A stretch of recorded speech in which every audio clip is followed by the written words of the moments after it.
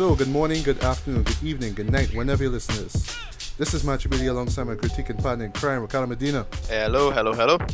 And this is our much needed return to the mic with this latest episode of BS Beats and Bailey. Yes, folks, it's been how much? 2-3 weeks since our last podcast, which, by the way, is one of my favorites thus far. You know, where we did that collaboration with Wayne Rock on the Fast and Furious franchise, including the Fate of the Furious, which is still in theaters, if I'm not mistaken. Yes. But you know, basically, just to make a long story short, there's been like a dry spell in terms of like theatrical releases. Two main factors. The dry spell, which wouldn't have really affected things because it had a lot of TV to catch up on. But yes. the real reason was it had an unfortunate situation with me. I got some stuff robbed. My house was robbed, fortunately. Which is like really unlikely, but whatever. Exactly. Anyway, but you're alive. You're alive basically. It wasn't anything like that. But you have some now that you could use to do recording with, basically. So that's right. I lost some equipment that was crucial to the show. So that took a week off, and I had to deal with police and all that stuff. So anyway. Yeah. So that's that. Anyway, but there's a bunch of great TV shows I caught up on. We basically have a lot of TV to talk about because there's been a lot. There's a ton of TV that just came back. You know, just to catch up on, just a bunch of things. So just mention, and then just Netflix shows and stuff that I gave a chance and I really enjoyed. But you gotta start with what you want to start with. Some stuff you watch, some stuff I watch. Right. All of us, we didn't watch everything together. Yeah, so anyway, basically, well, with regards to TV, because we also have movies to talk about. With regards to TV, well, I know you have promised us a review of season 2 of The Expanse, which unfortunately I haven't gotten around to watching because I was just kind of stuck halfway with the first season of Expanse. And I was getting into it, to be honest, but it's really one that I can't really watch it like day by day. I have to kind of binge. It's a slog. I'll admit. But we'll talk about that because I talked about this in the first season. But you want to go through this review now? Well, we get to that, but you just want to mention just what we're going to talk about. With me now, I'm going to talk about the highly popular Netflix TV series 13 Reasons Why. It's been one that a lot of people have been talking about since it came out. I believe it was on March 31st, and I've been seeing this all over my Facebook wall. There's people just talking about, you know, this show and this show and this show, and then I finally saw it for myself. And then right after I saw it, you know, there was all these articles about the controversy surrounding it, and you know, if it's really a great show and whatnot. So I'll get into that briefly.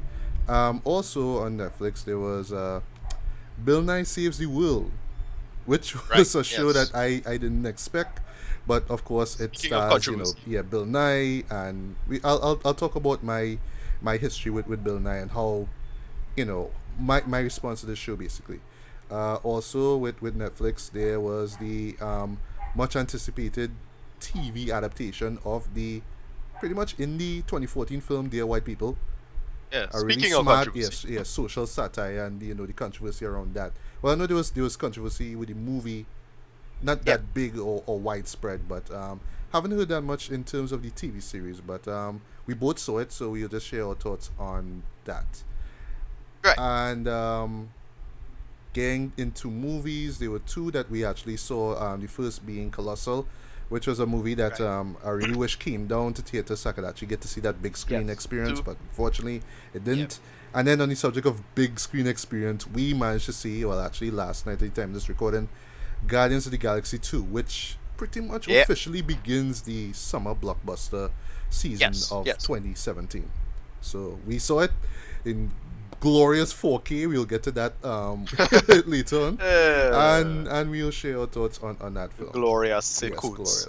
So let's start off with and before we start, we have to pay acknowledgement to the passing of director Jonathan Demme, who passed away April 26th of this year. For those who don't know, he directed probably 2 of the most popular movies of the early 90s, first being The Silence of the Lambs, Oscar winner, one of the greatest movies of all time. Right. Gave us Clarice Sterling, which is probably one of the greatest heroines. One of the greatest heroines ever put to film.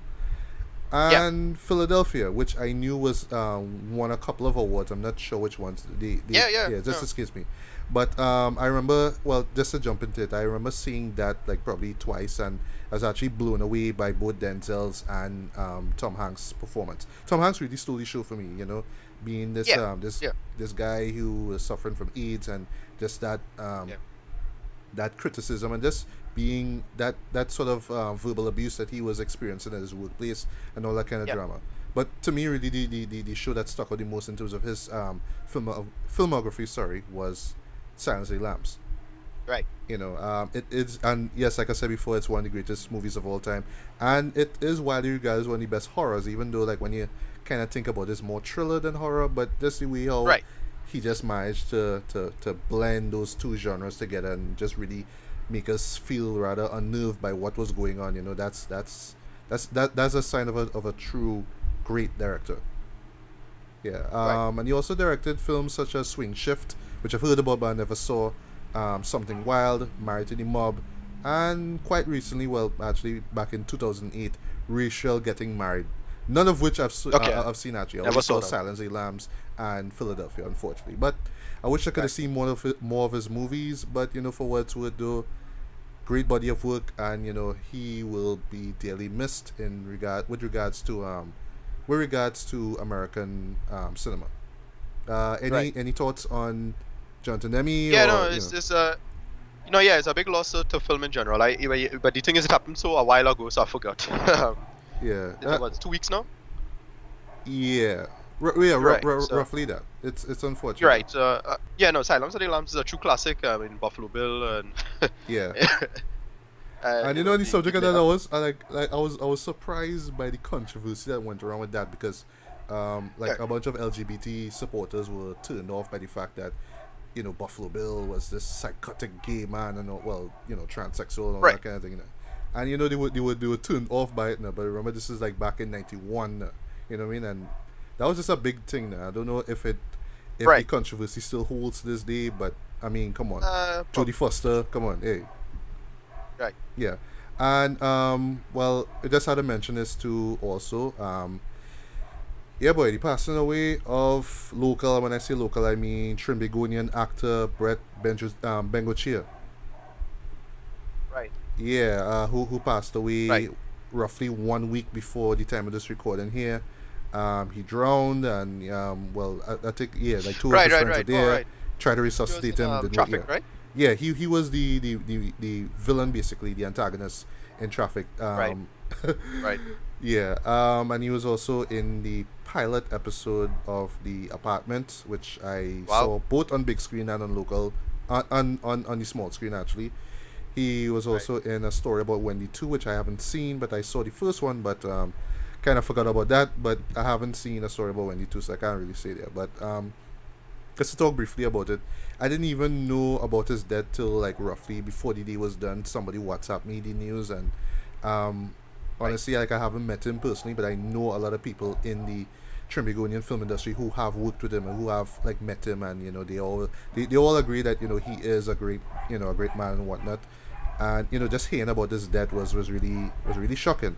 And to me, what really makes it all the more ironic is that within our small film world here, our film society here, we acknowledge this guy's death, but to everybody else it's just like, oh, who's this guy? Oh, he's a bodybuilder. Okay, we are gonna show it was Traffic. Well, I see Traffic, so I don't know. I don't really care. You know what I mean? So that it was just kind of funny to me, because with like how I say with Jonathan Demme, the whole world be like, yeah, he's the guy who did Philadelphia. Oh, he did that. Wow. R.I.P. And he did Silence of the Lambs. Wow, R.I.P. But to Brett, it's like, oh well, he's starting a show. Well, it was Traffic. I haven't seen it. I don't know. So well, just to close off here, to me, well, from as far as I can remember, actually, this is like the first time I'm hearing of a local actor dying of non-natural causes. Like that, I've never seen that in my life now, or heard of that. So this was really shocking and really, really heartbreaking, though. So yeah, rest in peace, man. Yeah. All right, so now we could jump into TV shows. So we could jump into sci-fi's The Expanse, which I said I haven't gotten into season 2 because of how laborious to me it felt going through season 1. I'm not saying that season 1 was terrible, but it just needed to grip me a little bit more. But I'm not saying that it's a terrible series. I know you love it, so I just want to know if season 2 was. It is one of those series because everything's so reasonably grounded, and I put grounded in quotes because there have a couple moments in season 2 that they kind of somewhat derp on when it comes to the science. But yeah, this series is kind of a breath of fresh air for me. As I said, it really itching the scratch, to make the joke, itching the scratch or scratching the itch, as they say. When it comes to a kind of reasonably grounded humanistic science fiction. The last time we had something like this was Battlestar Galactica. A little bit, yeah. And then I'll say, to a certain extent, Firefly. Yeah. It's scratching that itch. I don't think it's as good as either of those shows, but it's up there. And for some people, it's better because of how grounded everything is. Yeah. And again, I put grounded in quotes because some of the plot reveals kind of stretch things out a little bit, and then a couple events that occur in the narrative, at least further along the plot, didn't make a lot of sense actually when you think about it, and they could have thought that out a little better. Even they, had the mea culpa for that. There's one particular scene in season 2 that a lot of people complain about, but they themselves kind of acknowledged it long before it came out and was edited. But they had to put it out anyway. So that's anyway. Season 2 really follows up from the events of season 1. If you would follow in the season 1, you realize that they reveal the big thing, and it's something called the proto-molecule. Okay. This thing is basically it's essentially alien in origin. So because most of the characters and humans operate within the solar system, it's considered extra solar. So it's not extraterrestrial because everybody's most of the characters are extraterrestrial anyway. It's extra solar, meaning outside of our solar system, meaning aliens. But we're not sure what it is, and it clearly manipulates and tampers with the DNA of humanity, and it's to the point where it seems to be conscious. So what's going on is you had a big event at the beginning of the season. I don't want to spoil that because it's pretty goddamn awesome. Something really big happens to a certain character, also pretty goddamn awesome. And then the rest of the season is sorting this new, essentially, everybody's treating like a weapon because it's like the new nuke now. New nuclear weapon to these people. And then the events of that play itself out. They introduce a bunch of great characters. They introduce a Asian guy who's like a botanist. Great character. Probably the big standout for this season for me was the Amos character. Why I say that is because, and well, it's related to another show I'm gonna talk about. I forget the actor's name. I'm trying to think about it right now. He's what's his man name? Boy, Amos Burton, West Cheatham. West Cheatham is the actor. Sorry. Why the reason I look up him because A, he's a cool character, but B, the actor, since Hugh Jackman is retired as Wolverine, I will put him in the running for the new Wolverine because he has a good look to play that, in my opinion. You mean in terms of body size or his face? Body type and size and the look. He could totally pull off the look. You just have to give him a cigar and a pair of mutton chops and he should be alright. That's the person I'll choose, and then the second person I'll choose is the main star of The Leftovers. He, I think, is a good casting if they were to replace Wolverine. That guy, what's his name again? By Justin Theroux. Yeah. Oh, I haven't seen him in a long while though. He's the star of The Leftovers. Okay, Justin Theroux. Okay. Right. So he could totally be a Wolverine as well. That's the two top actors I have in the running to replace Wolverine. Personally, I would prefer West Cheatham because of the stocky size. I mean, to me, Wolverine had to be short and stocky, and that's one of the bigger problems I had with Hugh Jackman. He was too tall in my opinion. Right. That's about it. That's it. Anyway, back to The Expanse. Yeah. I don't want to spoil anything, but basically, it really they introduce a bunch of great characters. They introduce a Marine from Mars. She's great. A character called Gunny. That is a nickname. They expand on Avasarala. That is oh gosh, I'm slipping my name on names right now, but the character Avasarala. Okay. Allow me to assist you, right? Because I actually have the wiki page up. Yeah, and I remember her characters. They list up. Yeah. So it's Forgive me if I Shorey Agdash. Yeah, Shorey Agdashlu. Who was great, by the way. I actually like her character, and she had this really, she's gruff if voice, anybody, she's probably the standout. Right. Yeah. If anybody, she's the standout of this season for me. Still, and she was the standout of season 1 as well. I know her from it. She does a ton of stuff in science fiction because of her really, in my opinion, kind of attractive voice. You know, that really deep husky voice, still really feminine, and it really works. Mm-hmm. She was in Star Trek, the last Star Trek movie. She was pretty good in that. And I know her as the character I most identify with her in most recent memories, Admiral Rand in the Mass Effect franchise. That is Tali's aunt. But anyway, you get to learn a lot about her. They do a lot of expanding of the world, and then from the events of season 2, we see explorations of the planet Venus. We see explorations of we get some cool cameos. That is the guy from Mythbusters, the one with the blonde hair. Forgot his name, but he had a nice little cameo, a little quick cameo, and he was hyping it. He was hyping it before he come on, and I thought they were gonna edit out his scene, but apparently not. They didn't edit out his scene. He get out a couple lines, and it was great. I think Jamie, no, Adam Savage. Sorry, Adam Savage is the one who got. He's the one who got the who had the little cameo. So it's a nice little sci-fi science bros cameo. There's one scene that really rubbed everybody the wrong way in the season. That's the only thing that really worth talking about because the show really styles itself on, being grounded and scientifically accurate. Right. And it does this for the most part. The only thing that people would nitpick about is the sound in space thing, which I don't really mind, but I would have probably gone out of my way to make sure that no one can hear you scream, that kind of thing. Yeah. Right. Right. And I would have probably gone out of my way to make sure you have no sound in space, but I don't really mind the way how they do it. But it probably might make it less impactful though. The scene itself. What it did is that they had the Kamal character did this plan. He had a plan involving rotation around our body, doing a slingshot maneuver. So he could. Right. What he's doing is he's doing multiple slingshots around. Now the slingshot maneuver is legitimate. However, slingshot maneuvers are incredibly slow, and it should take very very long to go around. And they decided to just do it, so it's not scientifically accurate at all. He was moving way too fast. He couldn't control that kind of turning and motion in space if you're being all accurate about things. Right. And even the plot devices involving them to move at high speed or whatever still couldn't account for it. And the thing is, kudos to the production staff who are quite active on the subreddit and in various forums. They had a total mea culpa to the whole thing long before the episode came out. So they kind of said, look, it's all bad, we kind of fucked up, we get it. It's still a cool scene, eh? Mm-hmm. It's got the whole point and the plan. But I still in the world I think they could have fixed it and have it work out. But they allowed to change a lot about it, but I would have probably make the effort, but whatever. They admitted it to their wrong, and everybody moved on. So those who wasn't in the know, they would have probably bitch and complain about it. But that was like a handful of people, and that was fine. The plot moved on; it was fine. Then they had a lot of great finale moments. The finale itself, I'll say, was a little underwhelming, mostly because of something involved with the Gunny character. And the only complaint was I just wanted more action from her because she's supposed to be an action girl now. She didn't really do that much action. She had some action, but she should have done more. That's about it. Everything else was fine in terms of plot driving. And yeah, this season was really solid business for me. I really enjoyed it. I'm really excited for season 3. I'm actively avoiding book spoilers and anything from the books, just to see it. A lot of people say it's Game of Thrones in space, and yeah, I get where they're coming from, but Game of Thrones is a lot more exciting. Sorry.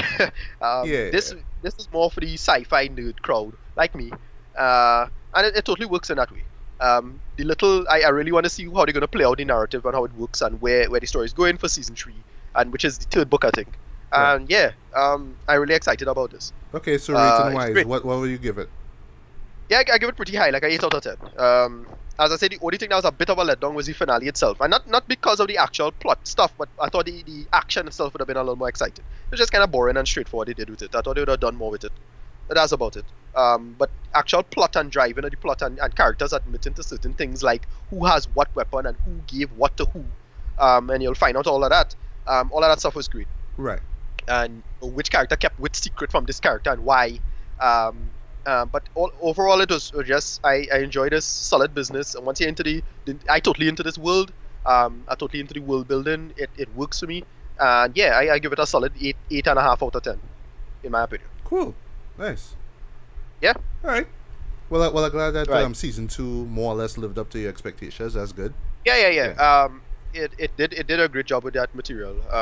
It just as good as season 1. Not I won't say any better or any worse. It's just carrying the story forward. I still into it. It haven't wrapped up. All right, cool. Yeah.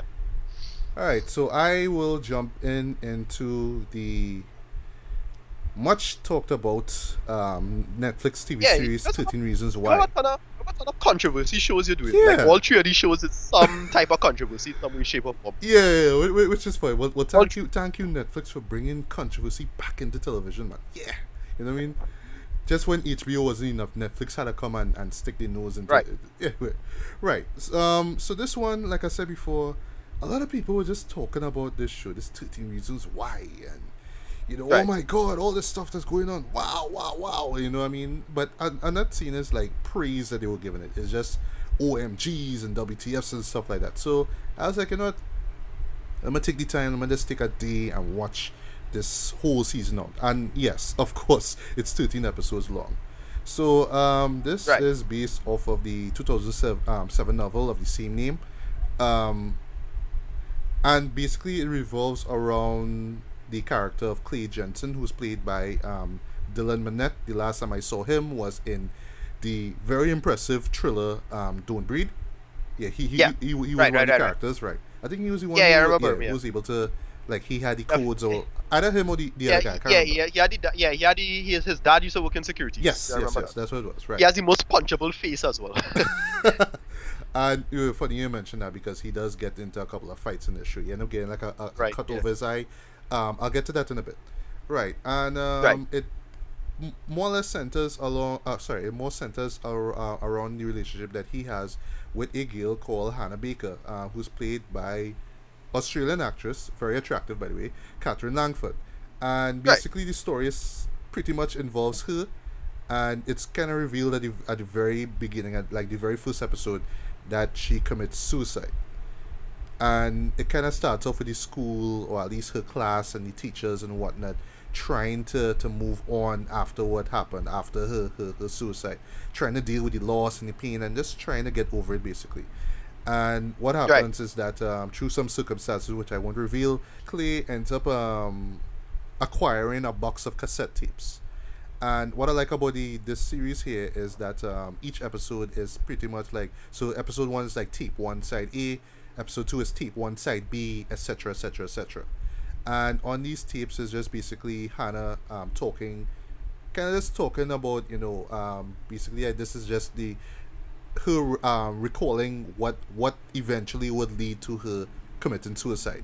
So she Right. goes into like grave detail about her past, and just, but basically it's like every side to the cassette tape involves a particular character. So one of these characters, of course, is Clay, and we see some other characters involved within the school, and Hannah is just pretty much just saying how this person affected her life negatively, and how that negativity pretty much led to her committing suicide. And throughout the series, basically, well, some of the characters actually are aware of these cassette tapes, so it's been spread around her. It's just that Clay is the latest person to hear these tapes, right?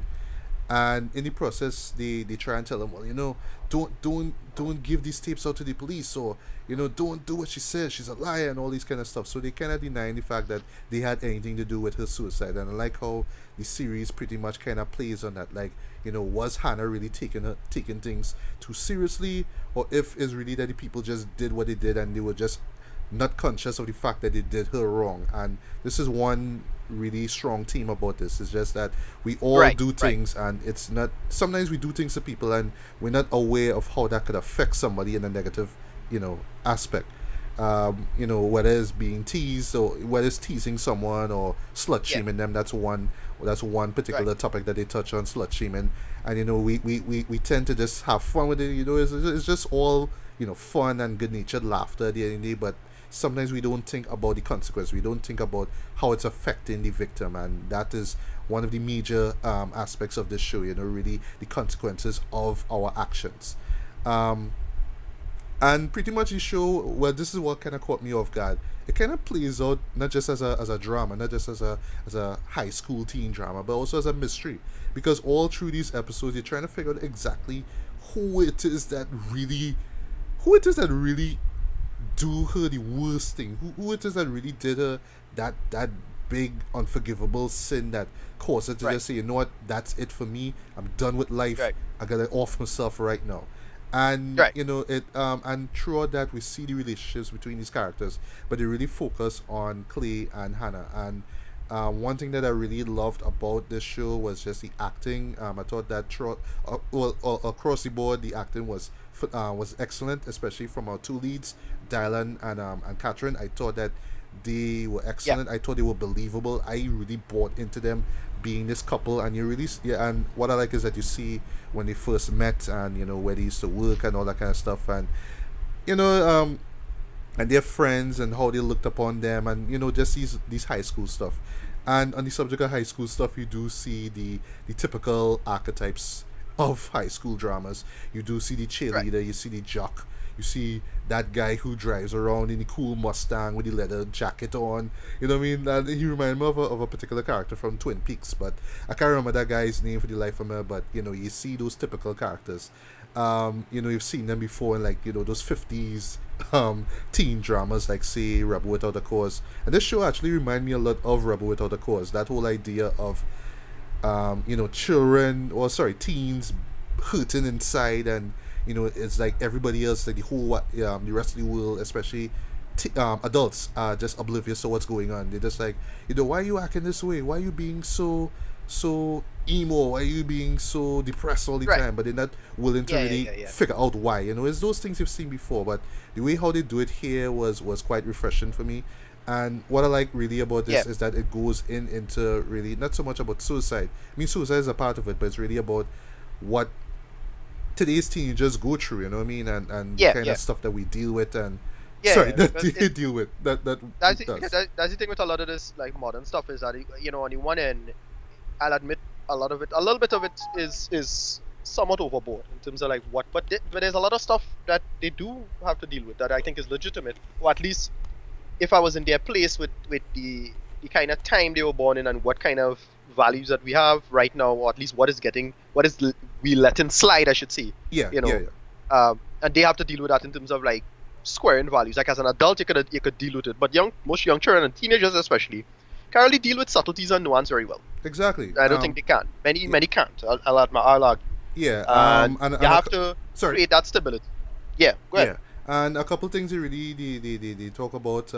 They touch on sexuality. Of course, there is a moment with Hannah and her kind of exploring her sexuality as well too. And then the result of that, and how you know the rest of her class looks at her as like, oh well, she was kissing a girl and all these kind of things, basically, and how that kind of led to that. You know, emotionally, and that's the thing. Emotionally, it's a lot of uncharted territory. Yes. Even for us, like you know, my generation, you're us, two of us. We can even deal with that when we were teenagers. That wasn't even like an up for option. But this generation have to deal with that. Of course, they deal with it very open. Yeah, so that's a whole tricky domain. Totally agree. So, so I have to. Well, the thing is, I haven't seen the show to give it a proper chance and see what it is this character going through, or how to measure it out. But go continue now. All right. One thing that I really like about the show is how it kind of plays on nostalgia a bit. Just the idea of cassette tapes to begin with, because the story pretty much is set, I believe roughly is 2016, because so the present time of the story is late 2017, which I thought was a pretty smart idea. It's like November 2017 now, you know. And what they do quite brilliantly is that they do a lot of flashbacks, flash forwards, and they do it so seamlessly. So like basically, a character would just, for one thing, they do it in terms of color correction. So the present time is done in this kind of really I don't want to say black and white, but it's more like this kind of dismal, dull colors that you see in the present time. But when you go back to 2016, it's all these kind of like the colors are slightly brighter. So it's just a matter of just keeping focus and figuring out where the transitions take place. And those transitions, by the way, were done excellently. Props to the editing props to the editor of this show. This was some great, just a great example of how to do flashbacks and flash forwards and make them feel so seamless and real. And what I like also too is how the characters change. So one minute you see them how they are now because of the death of Hannah, and then you see them before when you were kind of teasing Hannah, or when you were friends with Hannah, when you weren't friends with Hannah, and all these different things. So I thought it was really great. There are some other like subplots, involving the other characters and how they somehow relate to both Clay and Hannah. I won't spoil those, but I thought that they were very compelling as well too. And this is one thing that the show really stresses on. It's not so much about, oh well, these are the situations which led to Hannah's death, but here are these other people who are dealing with bad things as well too. And one particular female character, goes through rape. She is raped by someone close to her, and you do see how she has to deal with it and how hard it is. She's trying to keep it a secret. There were a couple of moments where she kind of denies it actually happened as well too. And just how they pull it off felt so real to me. You know what I mean? And that was just really, really powerful. There are some moments that will disturb you, will kind of make you squirm, especially in the last couple of episodes where we do see those particular moments which led to Hannah committing suicide. Those are the true gut punches for me. Like when those things happen, it's like, oh my god. But at the same time, and this is where I'll get to the whole controversy thing, the show itself is not telling somebody that, hey, if you go through these particular things and these bad things happen to you, suicide is the only answer. That's not what they're trying to say. What they're saying is that this is Hannah, this is what she went through. But it's not telling people, hey, don't seek help. Just kill yourself and that's it. Free yourself from this world. That's not the point of it. So would you say it's a cautionary tale in that sense? In a way, it is. Yes. Okay. What I would say too is that for me, what it kind of tells people is that yes, there are people, especially teens, who are hurting, who are dealing with a lot of things, and if you choose to ignore them or you don't want to kind of give them a hand or whatnot, then who knows what they're gonna do. They might do some really bad things, not just to themselves but to other people, and how their families and friends are gonna be affected. But at the same time, you have to encourage them, because sometimes they might really have that energy to really go and seek help. Sometimes they might just seek help, but they don't get help, or they just kind of get turned upon or whatever and just give up. But it's really a matter of just holding on to your friends, not just letting go of them because they become introverted and they don't want to talk to you. You know what I mean? If they're your friends or your family or whatnot, you need to go and it kind of sounds kind of like a one of those afternoon kind of infomercial kind of things, but when you really think about it, is the truth. And to me, that was the powerful message I got out of that. It's not so much about leaving somebody alone and letting them deal with it, because it's their life, and if they want to mess up their life, that's their problem. But if you have some kind of emotional connection to them, you should try to help them out. But at the same time, they have to warrant it. They should accept your assistance or someone else's assistance as well too. We don't want them to end their lives. We want to help them, but it's if they want that help. And I think that's where the whole controversy really come around, where a lot of people were saying, well, this series promotes suicide. It's telling people, hey, suicide is the way, and all. No, that's not the point. And and this is what I really, really love about the characterization of these characters. Is that on the one hand, you can look at Hannah's progression, her character arc in the story, and say, I won't say she deserved the bad things that happened, but she real stupid. Why she killed herself for? She could have, she could have go for help. You know what I mean? But at the same time, she could have kind of opened up herself as well too, and sought help elsewhere. If this person or that person wasn't really around to help her. And then at the same time, now from the other person's perspective, sometimes, or like there's one moment where Clay tries to help Hannah, and Hannah pushes him away, and then there's a scene where he kind of regrets the fact that he didn't, pursue her even further to try and try to break her shell and try to figure out what's going on. So he feels bad. Yeah. But they kind of play it off like he tried, but it's up to the viewer to really decide whether he should have really tried harder, or if he just, he did it and he just get pushed aside. You know what? Fine, whatever. Do what you want.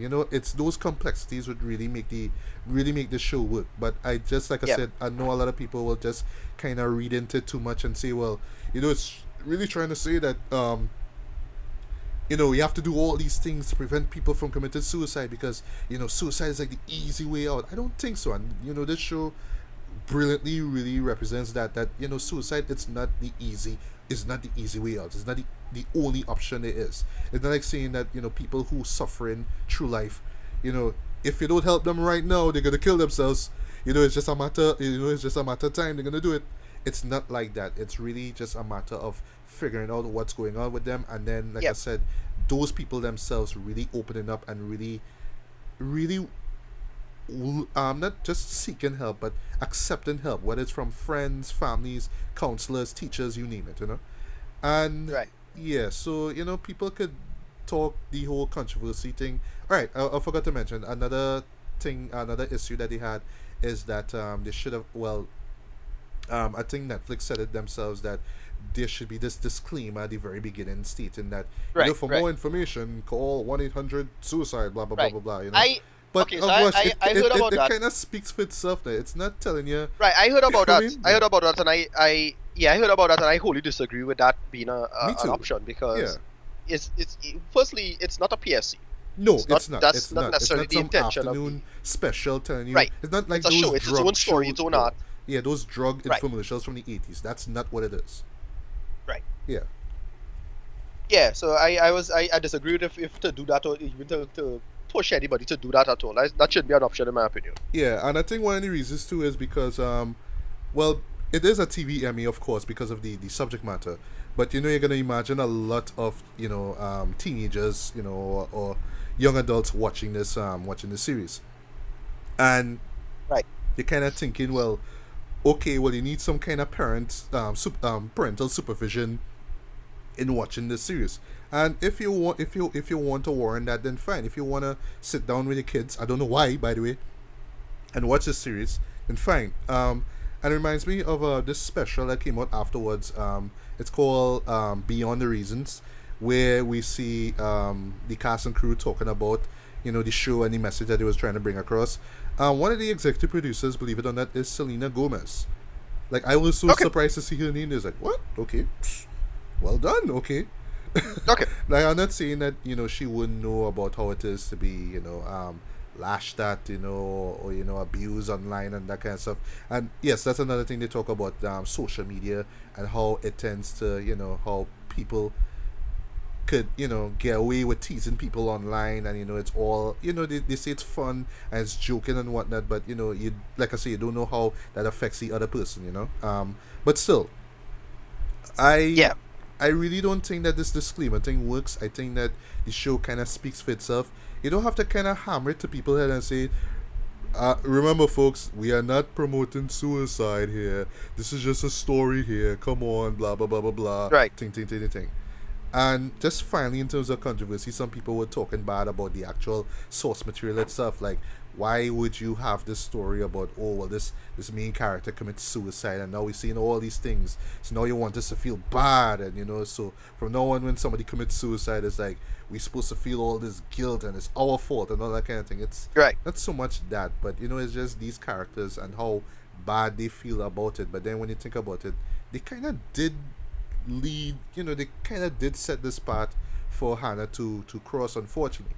But still, and this is what I really love about the show, it's really up to the viewer to decide whether it really was the quote unquote right thing, or the easy thing for Hannah to to kill herself or not.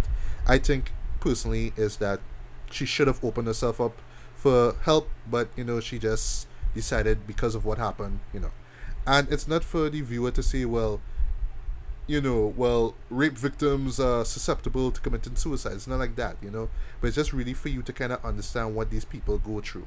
Because it's one thing to say, oh, she looked for that, she deserved that, she's stupid for killing herself, but you don't know what goes on in this person's head. And this is where this whole tape or the cassette tape gimmick comes into play, because you really hear her thoughts, you hear how she deals with issues and how she thinks about herself and other people and all these things. But anyway, I could go on all day talking about this show, but for me personally, this is undoubtedly one of the most powerful TV dramas I've seen in a long while. I don't know if Okay. it'll hold up in years to come, and I see that too because believe it or not, we are getting a season two. I'm like, why exactly? Pretty much, the season ends. It ends the way it's supposed to end, but you think that the way how it ends, like that's the end of the story, full stop. But no, we Okay. actually get another season where the same characters um, are dealing pretty much or continuing to deal with Hannah's death. And then, well, come to think about it, it does kind of end. Well, we don't see the outcome of certain characters' acts, so it kind of leaves it out there. So I guess we will see what happens in season two. But for what it's worth, I strongly recommend that you do check it out. I give this a strong 4 out of 5 stars. It's not for everyone.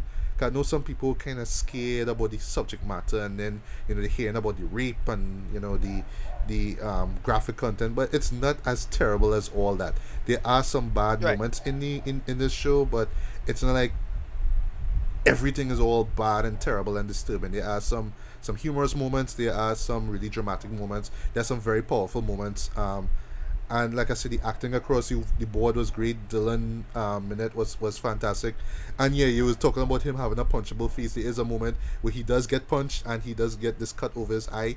So I like how they did that because in the flashbacks he doesn't have this bandage over his eye, and then in the present time, sorry, he has it. So it's a easy way for you to keep focus on what's going on. But apart from all that, the acting was excellent. The storytelling was excellent.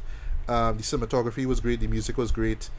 Um, Right. and just the whole complexity of just the characters and the story, it's enough for people to kind of sit back and really think about what they're watching. Right. And this is why I actually recommend that you check it out. It's not some kind of big PSA about suicide and how bad it is, but it's just really for you to Right. understand what goes on in the mind of someone who's going through abuse and what could lead that person into committing suicide and how we could avoid that. So yeah, Okay. great series. It deserves the praise. It does not deserve the controversy, in my honest opinion. I just think it's just people who just don't want to deal with that kind of issue. They just think, oh, the show just promotes it, and yeah, it's so easy. Yeah. Yeah. Yeah. No, just sit back and watch it and really think about it. Really use that brain of yours, and you'll be rewarded. You'll be greatly rewarded with this one. But for me, this is Right. undoubtedly one of the best series I've seen this year. This one really caught me by surprise. I didn't expect to really enjoy it that much. And yeah, I can't wait to see what they do with season two, man. So yeah, Right. 13 Okay. reasons why. I think I gave you enough reasons why you should check it out. So yeah, man, check it out. Right. Right, Well, before we move on, just a couple shows that in the middle of its seasons, but right. are pretty goddamn awesome and worth mentioning. Attack on Titan is back, about 6 episodes in. Didn't know Pretty that, awesome. but I enjoy the Right. first run And of they it. do some big reveals that was spoiling the manga. I don't know, like 3 years ago, or something like that. Oh, So, good. Okay. but the thing is, I somehow managed to stay away from all of those spoilers. So most of it is a surprise to me, and even though I could still see it coming somewhat, yeah, a lot of it was kind of cool. Leftovers, I think episode 4 so far, pretty damn awesome. All right. Big Australia centric episode last time, pretty awesome. Okay. Cool. Samurai Jack, episode 8. I've been Pretty hearing things goddamn about. awesome. I've been hearing things about that episode 8, but I know 2 more episodes Yeah. until the season done, and yes, I'm gonna binge it. Right, but this, Can't that, wait that was to. that was a pretty, yeah, the episode 8 was hilarious, and a lot of people are gonna be like, I can see some people being pissed off at what they did with it, but I'm not part of that crowd. So and then a show that I'm gonna be talking about in its finale because it's a book I love, and then to see it manifest on screen and see it so impeccably made and well done, it's kind of amazing. Probably gonna get a best of the year. Handmaid's Tale. So Can't wait far for that I've one. seen 3 episodes so far. God damn, it's awesome. I'm gonna watch it. After this show, after we record this, I'm gonna be watching episode 4. Yeah, this is really goddamn solid business so far. It's so well done. I've one little small complaint, but overall, it's next to perfect so far in my opinion. Right. And that's it. Just those quick little mentions before we Yeah. move on. I'm gonna check out Handmaid's Tale for sure. Samurai Jack. Yes, Well, guys, you can look out of for course. a review of the full season. I can't wait to binge it. I know I'll have a blast with that. And Yeah. Okay, so we'll move on to another Netflix series, one that I encourage you to check out, but you're like, nah, really good. I don't really need to see that. Bill Nye Saves the World. Right.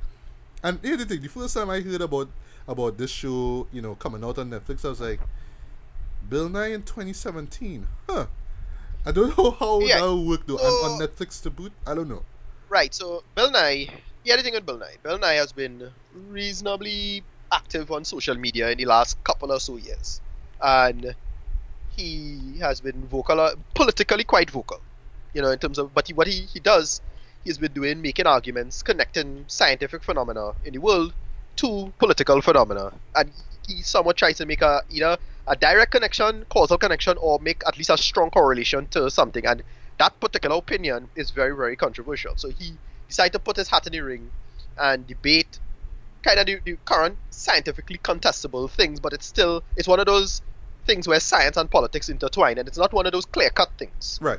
Because you're not sure. So I haven't watched this show, but I'm very familiar, and I disagree with him on some issues with respect to what he's talking about and the political connection. And a lot of people say, well, he's a liberal shill and so on and so on. It's like, no, not necessarily.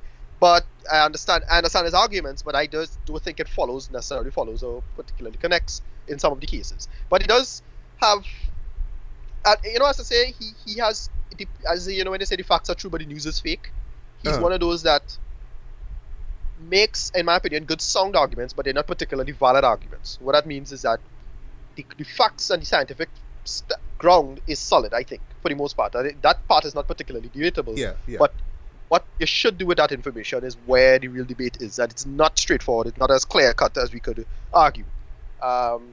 So that's just my take on Bill Nye, because he has been really kind of making waves in the last couple of years on social media in particular. Right. And he has been made enemies of some of my intellectual favorite people as well. So it's interesting to see that. But I haven't watched his show. I only watched one clip involving gender. Yeah, and I'll get to that. What I saw, what I saw was quite a little cringeworthy, but we could just explain what's going on. So do the review. All right. So before we get into Bill Nye Saves the World, I have to talk about my history with Bill Nye. So back in the 90s when I was a kid, and cartoons, and just running home after school to catch up on cartoons like X-Men and stuff. That was it. This show kind of came out of nowhere. Bill Nye the Science Guy. I saw it through PBS, and that show, I imagine the same thing for a lot of people, a lot of kids who grew up in the 90s as well too. It just opened their minds in terms of science. It made it less boring. It made it more fun, more relatable in a way. And what I like is the most memorable theme song. Yes, that Bill Nye, Bill. I'll get to that theme song in a bit. So with this one, he just simply made science fun. Over the course of 5 seasons, 100 episodes in total. I actually rewatched it some years ago. It still holds up. It's still a great series. And what I like though is that if you look at it now, it kind of comes off retro a bit, because he does it's 90s. He touched on pop culture in the 90s. So what I used to love is that at the very end there would be this musical number where he would take this popular song, whether it's a rap song, a pop song, a rock song, whatever, and adapt it into the topic of the show. So for example, there was one called for air pressure. I remember that they turned Smells Like Teen Spirit into air pressure. That was funny as hell.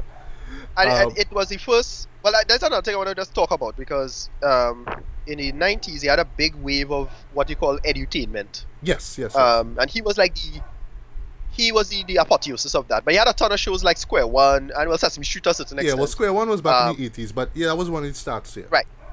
But that's the thing. I remember Square One in the 90s because that I didn't. You said show it in the 90s, but it's an 80s show. Right. Yeah. It's an 80s show. You talk about IBM and those kind of things. Yeah. Anyway. Yeah. So the wave of the whole edutainment culture, and then in the last 10 years or so, you started seeing the rise of edutainment again. So you start seeing stuff like D News and SciShow and Seeker Network and Vsauce and a bunch of these guys who, I don't know what to call them, but I call them edutainment scientism culture, which is they really kind of fetishize science a little bit, but just to the point of explaining why science is so important to the world. Yeah. Probably the poster child of that is Neil deGrasse Tyson, who really follows up from Carl Sagan and that culture. And as I said, politically, it has taken a kind of strange liberal bent in an interesting way, mostly, especially when it comes to the gender stuff, and that, I don't know what to call it, but there's an interesting kind of feedback loop going on there. Right.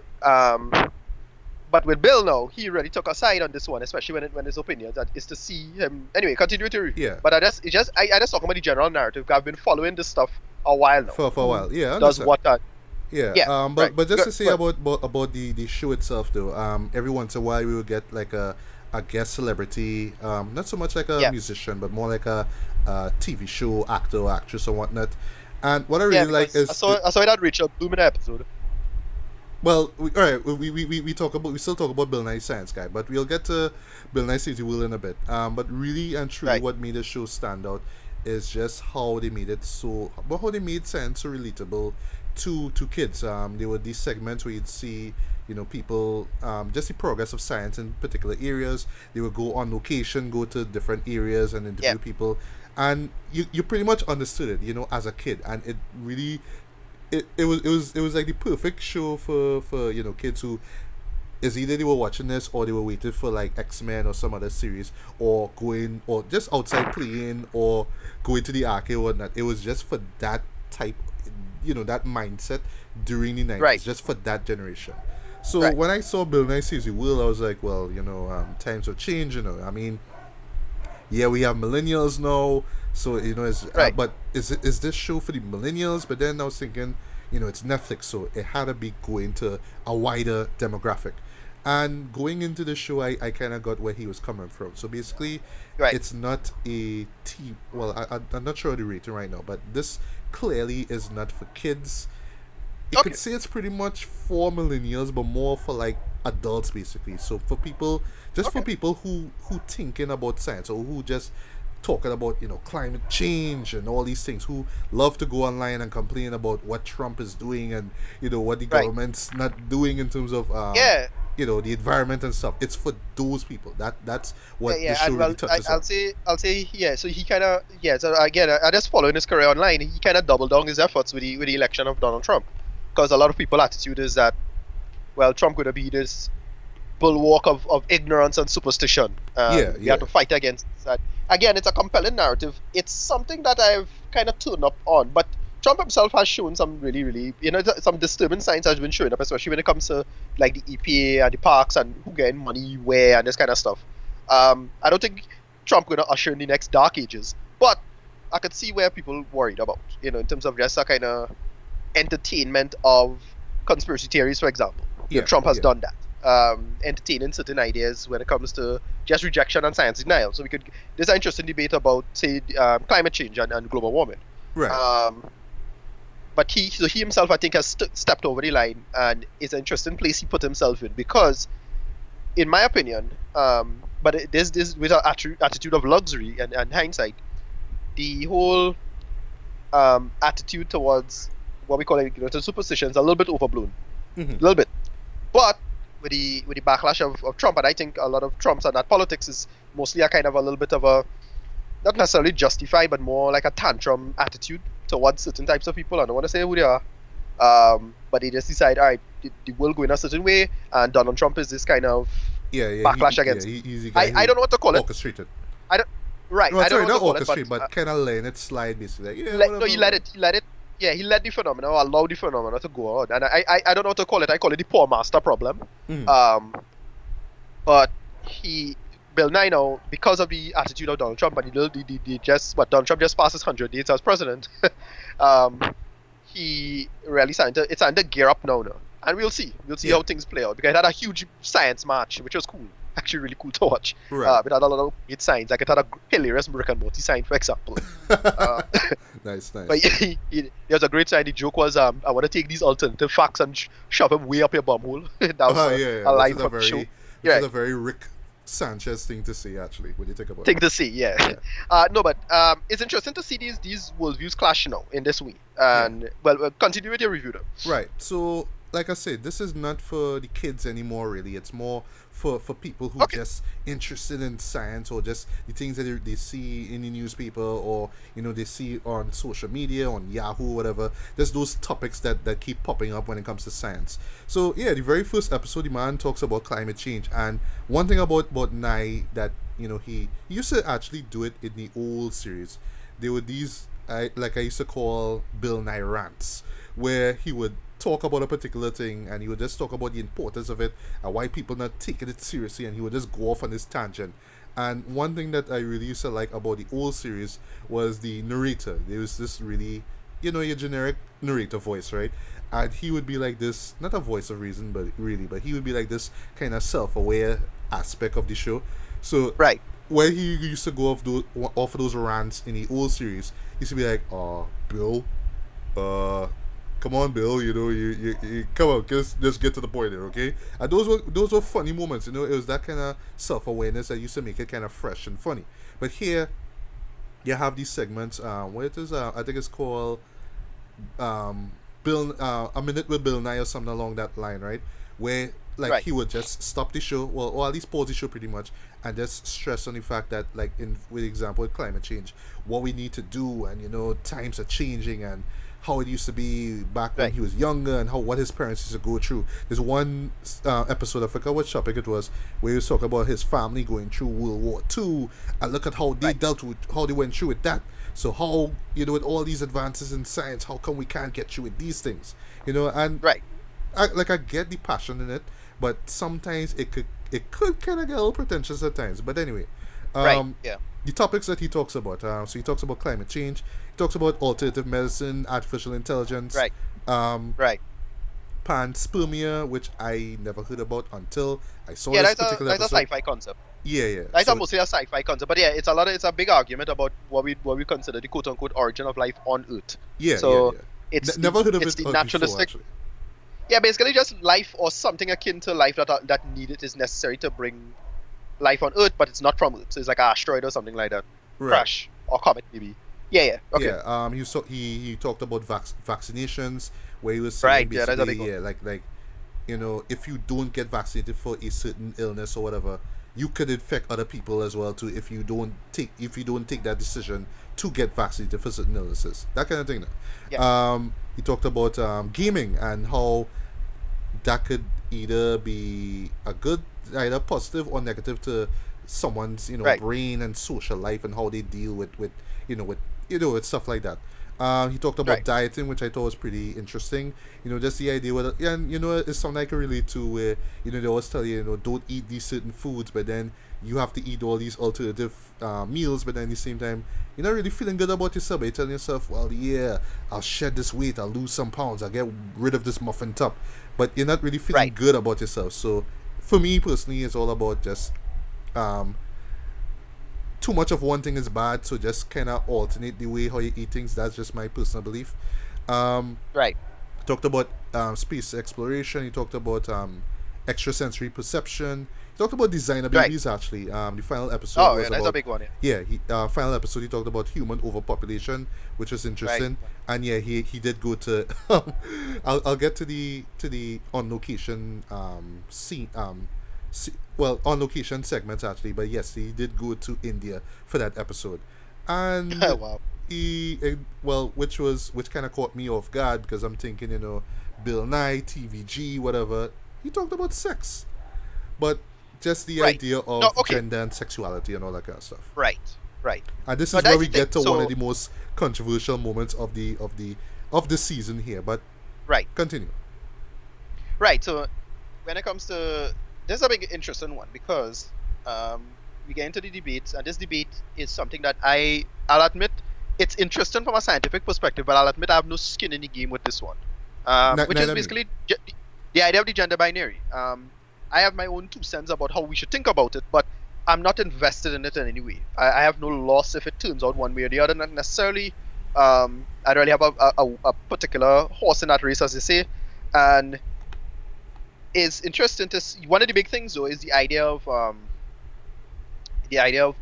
equating the gender binary to something adult. So people can you talk about children being gay or children being transgendered or something like that? Yes. And have it be a proper conversation without bringing the sexual aspect to it. It doesn't necessarily have to be a sexual lifestyle or something like that. Can you have this conversation? And the answer is apparently yes, but it's really tricky. And a lot of people still, I think a lot of people still not ready for that, and especially in the last 5 years with the whole, I don't know what, social justice circles and the feminism circles, how that whole thing played out. Now to see to see Bill Nye kind of put his hat in the ring and kind of decide to bat for the social justice side. A lot of people kind of turn on him, and interested, and so it's really fascinating to see. Now, I'll admit, I have my own 2 cents about it, about the it's a long ass conversation and not fit for the show, but I am somewhat on his side on the matter from a purely scientific standpoint.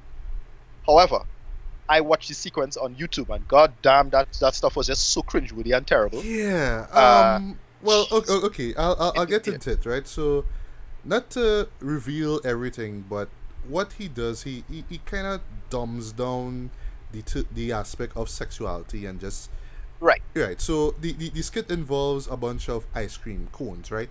So each one has a different flavor, and of course each flavor has a different characteristic about them. So yes, one is gay, one is kind of straight and whatnot, and I think the street one was vanilla. Right, I saw that.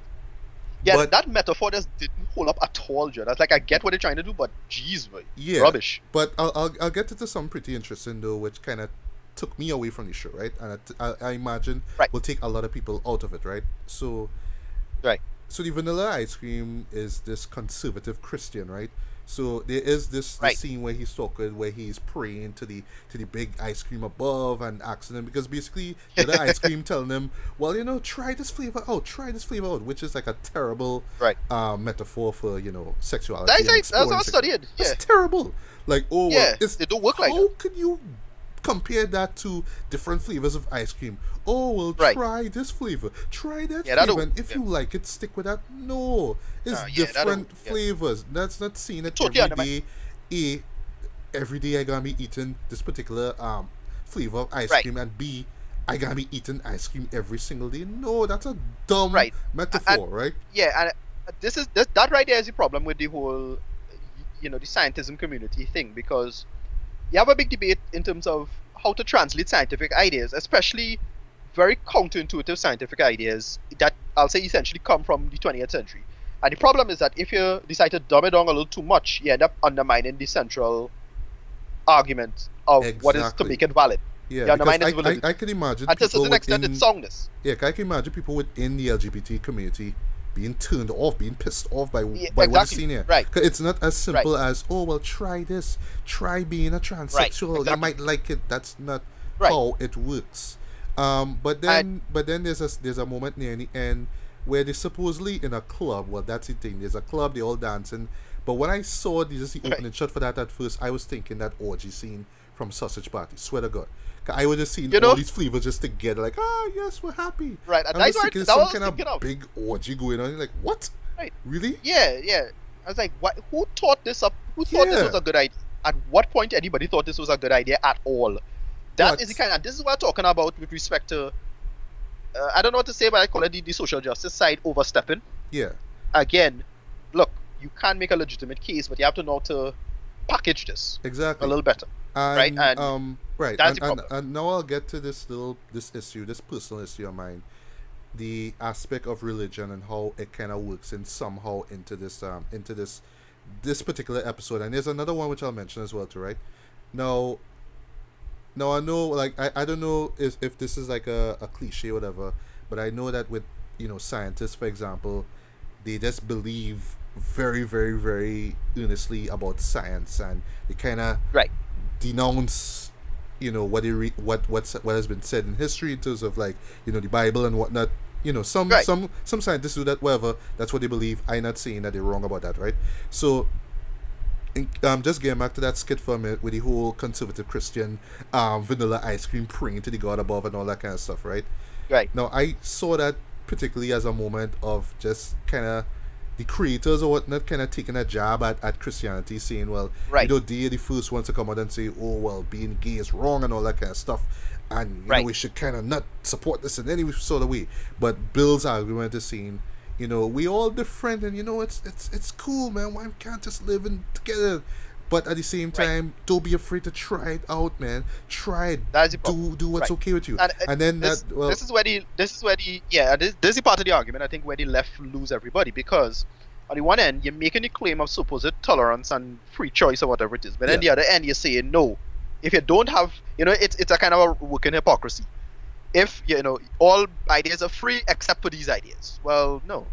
I get why does you think like that, and we could get into that discussion about. I have my own 2 cents of a kind of meta discussion about that. But the thing is, it has a working, a kind of implicit hypocrisy there. And at the same time, again, if they're not careful with this, and they already kind of see the fruits of their labor, which is, if you're not careful with this, it can have a massive backlash on you. This is an example of this kind of bad behavior and not addressing the issue, because not only you undermine your own project in a sense. Yeah, exactly. And that is a mistake.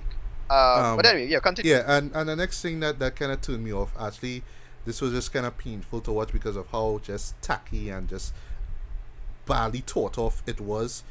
Rachel Bloom's appearance, because she kind of comes in and she does this kind of musical number, and I'm a big fan of her. Yeah. I think she's a really great humorist and comedy writer. But geez, boy, that was I don't know what that was. Painful to watch, because it's like her trying to be all kind of. Vogue with it, basically. So kind of talk about, it's cool, man, it's fun, man, explore your sexuality, man. Yeah. My vagina says that. Or something. There's a couple of lines where she says that, basically. And I was like, what? What is this? Yeah. I get where they're coming from, but gosh, man, you can't. It's one of those things, and it's one of those things you can't really backpedal and say, well, it's done ironically or in sarcasm. No, I didn't see like that at all.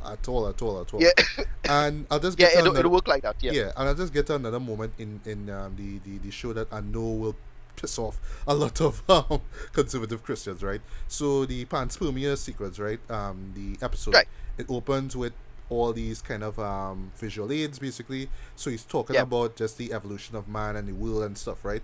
So he has the globe, and these are the dinosaurs, and this is when the meteor land, and the ice age took place, and then he has this mold of Noah's Ark, and he takes it and he's like, what is this doing here? This didn't happen.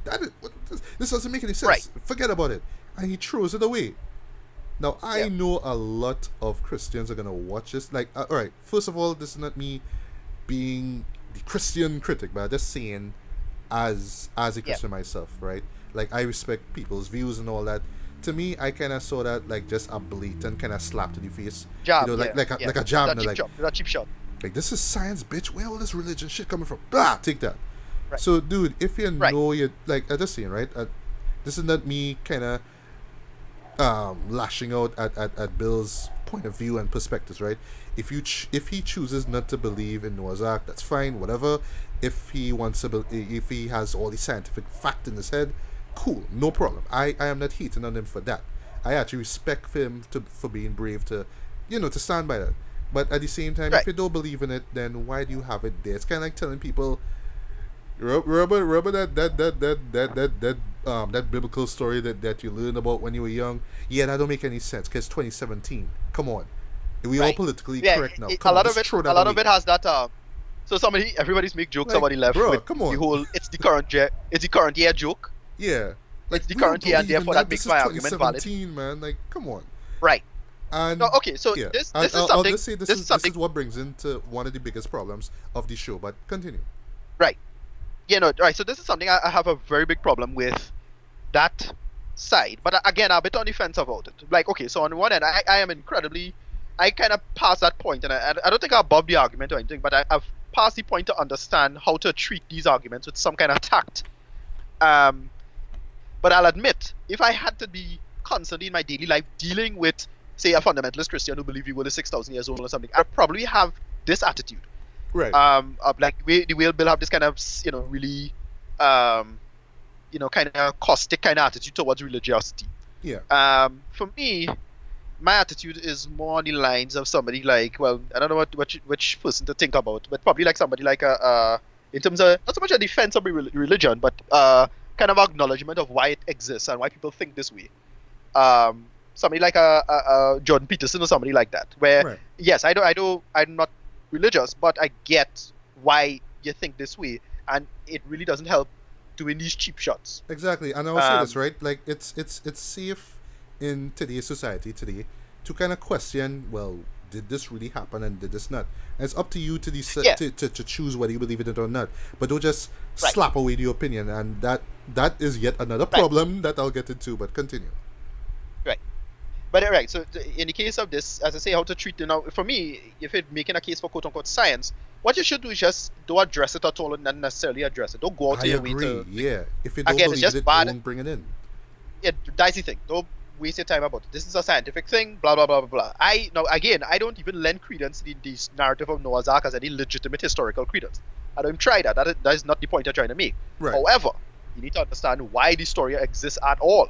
That's I agree. Yeah. Doesn't necessarily have to be actual history. I don't think anybody trying to make that serious case, or no serious person I think would make that case. Probably have a couple people. That is a different discussion to engage in. But you need to address where you're talking about and who. And that's the problem. It just shows like Bill and this side of the conversation don't really feed into the red meat, and that's basically what it is. He does engage in red meat kind of bully pulpit talk. Yeah. You know, he need to go out of his way to insult blah blah blah and do this to the other. And Bill as a caustic person don't really work. This is somebody for when he was alive, Christopher Hitchens to do. That's Christopher Hitchens' job, right? That's Richard Dawkins' to a certain extent job. That's their purpose, not you. Exactly. You're supposed to take like this teacher science and make it fun now. Really, don't. Right, but and I get it. I still get it because it's a really a kind of knee-jerk reaction to the election of Trump and the kind of the rise of a lot of right-wing, apparently right-wing forces and somewhat fascistic forces. I'll admit these people are real. But at the same time, you have to be careful. Exactly. I don't know. I totally agree. I get why. I get the justification for one and the other. And it's one of those in the trenches versus in the command tower kind of thing. Right. You know, attitude in terms of like how we should push secularism forward, and liberalism and progressive, what we call progressivism forward. But you have to be careful with that because you can end up having these blowback and what I call the poor master problem. You have a bunch of people who just. Yeah, they're going to treat certain people like a murder weapon. And that's what I think. I don't think Trump himself is some brilliant tactical political genius. He was just a murder weapon. That is what it was. I get you. Yeah, anyway. All right, so which leads me to two things that really took away from the show. And I think this is what really brought it down a lot. First of all, right. Okay, so you have your own point of view on climate change and this like that, right? And it's good that you have so every episode has this panel discussion. This is like roughly about under 10 minutes, right? So every once in a while he'll bring in a skeptic with regards to the topic, and that person would say what they have to say now. But it kind of just ends. It just kind of resolves itself where everyone just kind of expresses their own opinion on a certain matter, and we kind of hear what they have to say, their thoughts, and that's it. Really, it doesn't really solve the problem. Really, just this is what we think. And Bill pretty much kind of ends it off with, well, this is what I think we should do, you know? So at the same time, it's kind of like, yeah, this is what you think you should do, but what if other people don't see it that way, you know? Right. So... Well, that's the thing. So is it that, well, like, for example, climate change. You're saying these things have to be done, and we need to do this, and we need to do that, but, you know, what if some people disagree? You know, where's their voice? That kind of thing. So again, climate change is a perfect example of, as again, the facts are true, but the news is fake. Right. Climate change is a debate, for me, is one of those that no one even got the chance to have a policy discussion about climate change, unfortunately. And this is something I noticed conservatives do. I don't know, this is just my 2 cents kind of psychology, armchair psychology on conservatives on this point. But I noticed conservatives seem to have the trouble of separating soundness from validity. So when you say this is the conclusion of climate change, instead of saying, all right, that decision is not necessarily the case, even though I do acknowledge anthropocentric climate change is occurring, they, instead of doing that, what they will do is just jump to attacking whether or not anthropocentric climate change is occurring. Right. And that's a huge mistake. So now, both sides talking past each other when it comes to that argument. That's what I think is going on. So you denying climate change, not helping me. So now I had to jump on you, hammer you when it comes to whether or not climate change happening. I do think it's happening. But when it comes to actually having a legitimate discussion about what exactly we should do given the case of climate change, should it be that we should have everybody pay a big carbon tax like Al Gore says or something like that. Again, I kind of strong man that Al Gore there, for anybody who just think that's what I think Al Gore is saying. Yeah. But you get the point. And this is the mistake with guys like Bill. Again, Bill being the caustic fighter guy, it doesn't fit his purpose very well. For anybody who unclear about climate change, I do recommend the Potholer series videos. A guy called Potholer on YouTube. Right. God damn, that man just clear up climate change so well, and he's a very pro climate change. He doesn't get into the politics, doesn't jump into politics, but because he have to jump into a bunch of people with political agendas and take on those people, he end up by default. But he himself doesn't put on a political opinion, right? Yeah. But that is how you're supposed to deal with climate change people. Just stick to the facts and then argue what we should do after the fact. That is a big debate. No, that's where the real debate exists. Nobody has a chance to do that publicly, because it's impossible to even set up that debate. The foundation can't even be laid down, unfortunately. This is why I find Bill Nye might be a problem, because he himself just feeding into that battle now. Yeah. Instead of having trying to create a proper space to talk. And his show, from what I understand, again, I have to watch the show myself, but from what I understand, the show doesn't seem to help that. No, it doesn't. But one thing I give kind of credit for is that he is willing to kind of debunk certain, beliefs and certain things. And he kind of encourages people to do the same thing. But at the same time, if you talk like with for example, what he says about with sex, for example, that analogy that he used with the ice cream and stuff, and saying, this is how it is now. So what if I don't believe it's like that? So it's right. Maybe it's just using the wrong words, but basically it's what I'm trying to say is that he has a kind of talk about it in such a way that this is not right. This is what I believe. Fine, no problem. But what if I'm wrong? I'm not sure. But right. That kind of thing. Then instead of just kind of hammering you over the head and saying, this is what it is. Right. Yeah. This is what that. Yeah. Right. And now I'll get to the. It's clumsy. Kind of unbalanced. And the second thing that like somebody mentioned this to me on Facebook, and it's only when I actually watched the full season I really got it. How he's trying to be relevant and contemporary and trying to keep up with pop culture and stuff. So first episode, there's this skit where designer Panda is in this coffee shop, and one of the correspondents, I forgot her name. I think it's Carly Kloss. She's this really attractive model, very tall actually. I didn't even realize she was like that. Like I think she's like 6'2" or whatever. Yeah. And she meets him at this coffee shop, and we talking about because of climate change, those cocoa beans that they're gonna use there are gonna be extinct or whatever. They're gonna be very low supply and all that kind of stuff. But the joke kind of ends with him talking to a panda, like a legit panda, and she say, well, the panda population going down and all that kind of thing. So that was like the joke now. So it's him trying to be relevant in 2017, just like how in the old show he was trying to be relevant with pop culture at the time with the musical segments and stuff. Yeah, everybody. Well, all of these science types always do that. I mean, they'll always try to be kind of relevant, kind of thing. But here's the thing, because the show that comes off a little cheesy at times. So that's right. No, that's to be expected. I mean, Bill Nye is a corny dude. He was never stylish.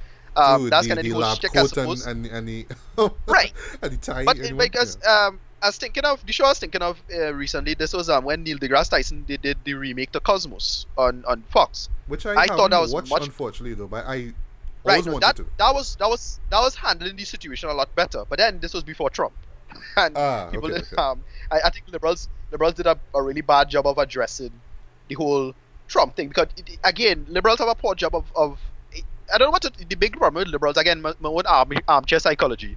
I think liberals have an issue with sacrificing the good for the perfect. Right. They always do that. And what they will do is say, okay, we'll either address what they consider their political opponents in one way, or completely shut them out of the discussion. They don't really get a kind of balance.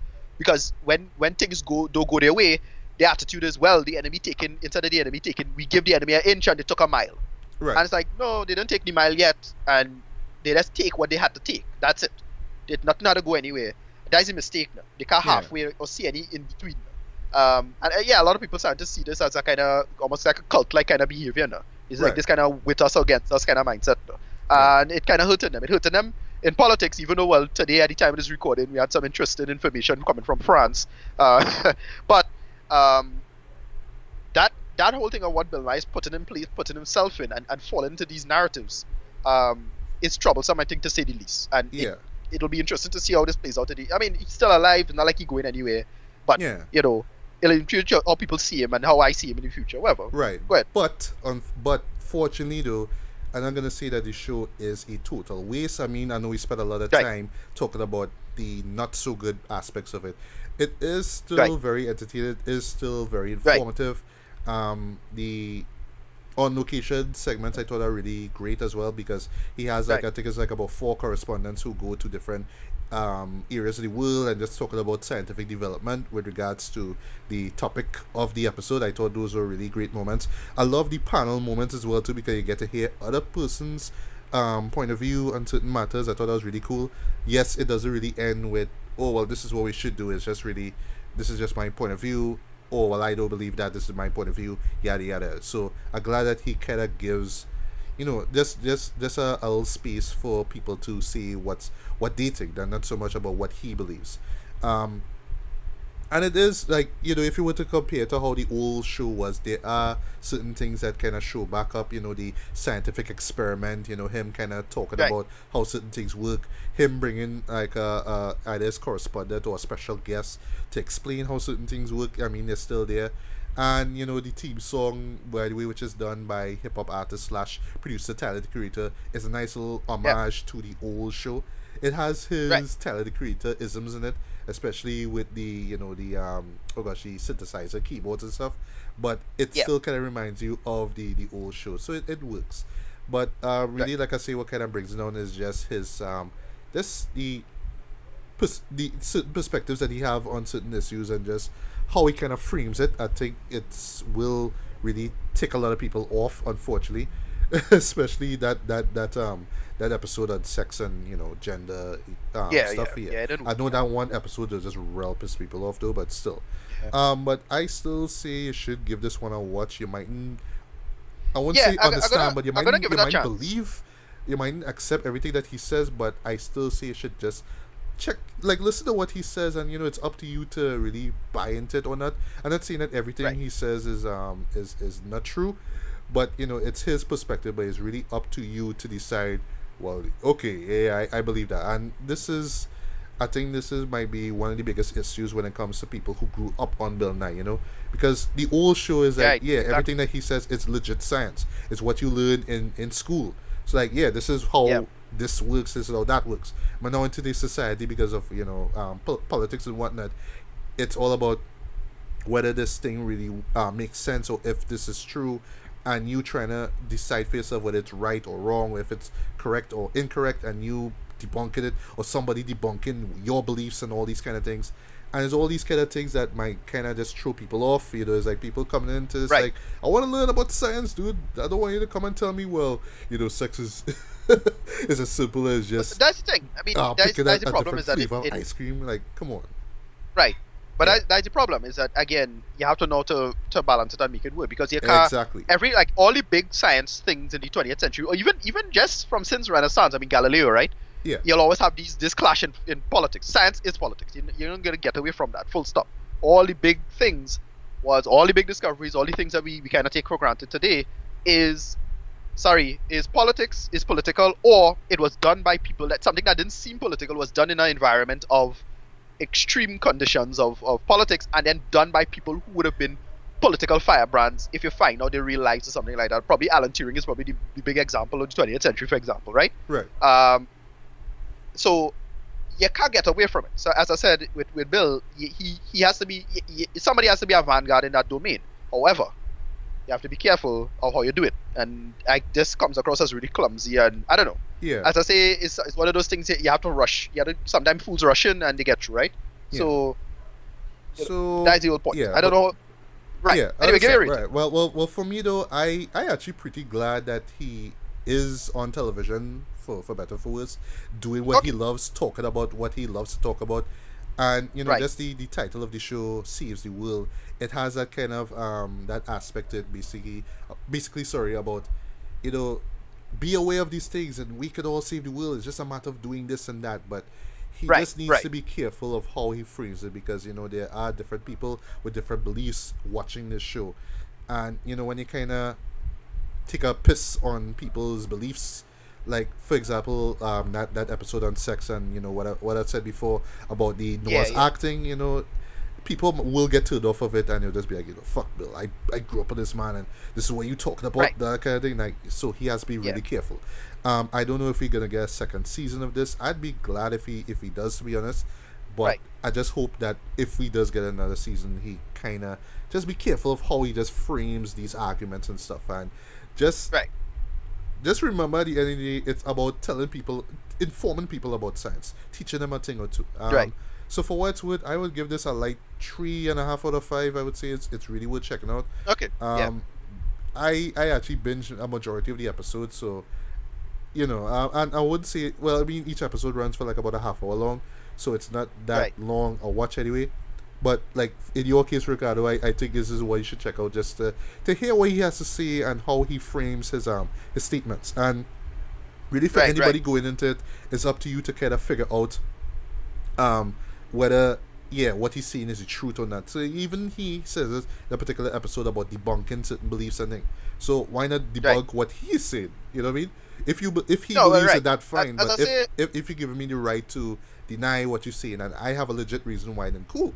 No problem. It's a win-win, right? You believe this, as I say, it's a kind of insidious rhetorical trick that happens. So at least I won't say insidious trick, but it's a kind of weird relationship that goes on where you have actually they make the running statement I keep making is the facts are true, but the news is fake, and people frame arguments very poorly, and then when you attack the arguments, they try to make it as if you're attacking the facts or you're attacking the soundness of the argument. That's not true, right? There's a demarcation that people need to make, and if you don't do that, you have trouble, and that's where the kind of the talking past each other part comes in. Anyway, so that's your rating as a good run. I will give it a chance. It sounds great. Sounds interesting in that sense. I mean, it's not like the most horrible or the most controversial show out there, but it's still one that you just have to go in with your brain intact. So don't just say, well, yes, that's what I believe because Bill Nye says that. No, it's 2017, folks. Use your brain, think about it.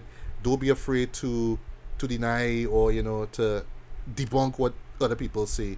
And like I say, he kind of promotes that anyway. So like I say, if you don't believe what he says, then don't believe it. You know what I mean? But if that's your point, if that's if that's his point of view, fine. but like I say, there are other people watching the show, so just be careful. Bill, Cool. All right. So from just quick interruption now again. Okay.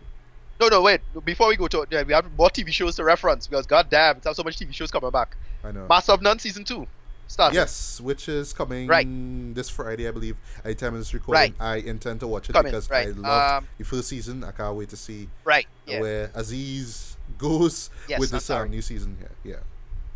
Right, American Gods. Right, I watched the first episode. Great, enjoy it. I heard the premiere, the season premiere was excellent. Haven't seen it yet, pretty but good actually. I will check it out soon. I never read the book. I always keep hearing about it. Yeah. Never read the book. But I'm one of those just to take it in. It looks great. It's shot great. This guy, was he the fellow playing basically something akin to Odin? I can't remember his name right now. He is great in this. Crap, what's this man's name, boy? I can't help it, Ian McShane.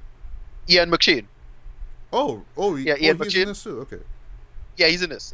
Great, solid business. Enjoying this so far. That's great. And then basically another show, Sense8 season 2 is out. All right, I haven't seen the first season, but I heard some great things about. Well, it's done by some of my favorite filmmakers of all time, the Wachowskis. Solid business from them. They always do good stuff, even though they have some really crazy batshit scripts in their story. I enjoy their filmmaking. They are good filmmakers, right? Both of them. Yeah. So that's just a quick just aside. Again, I'll just be peppering in between all these TV shows that come out. Because I have a holy crap ton of TV shows that came out. Yeah. That we have no time to watch out all the time.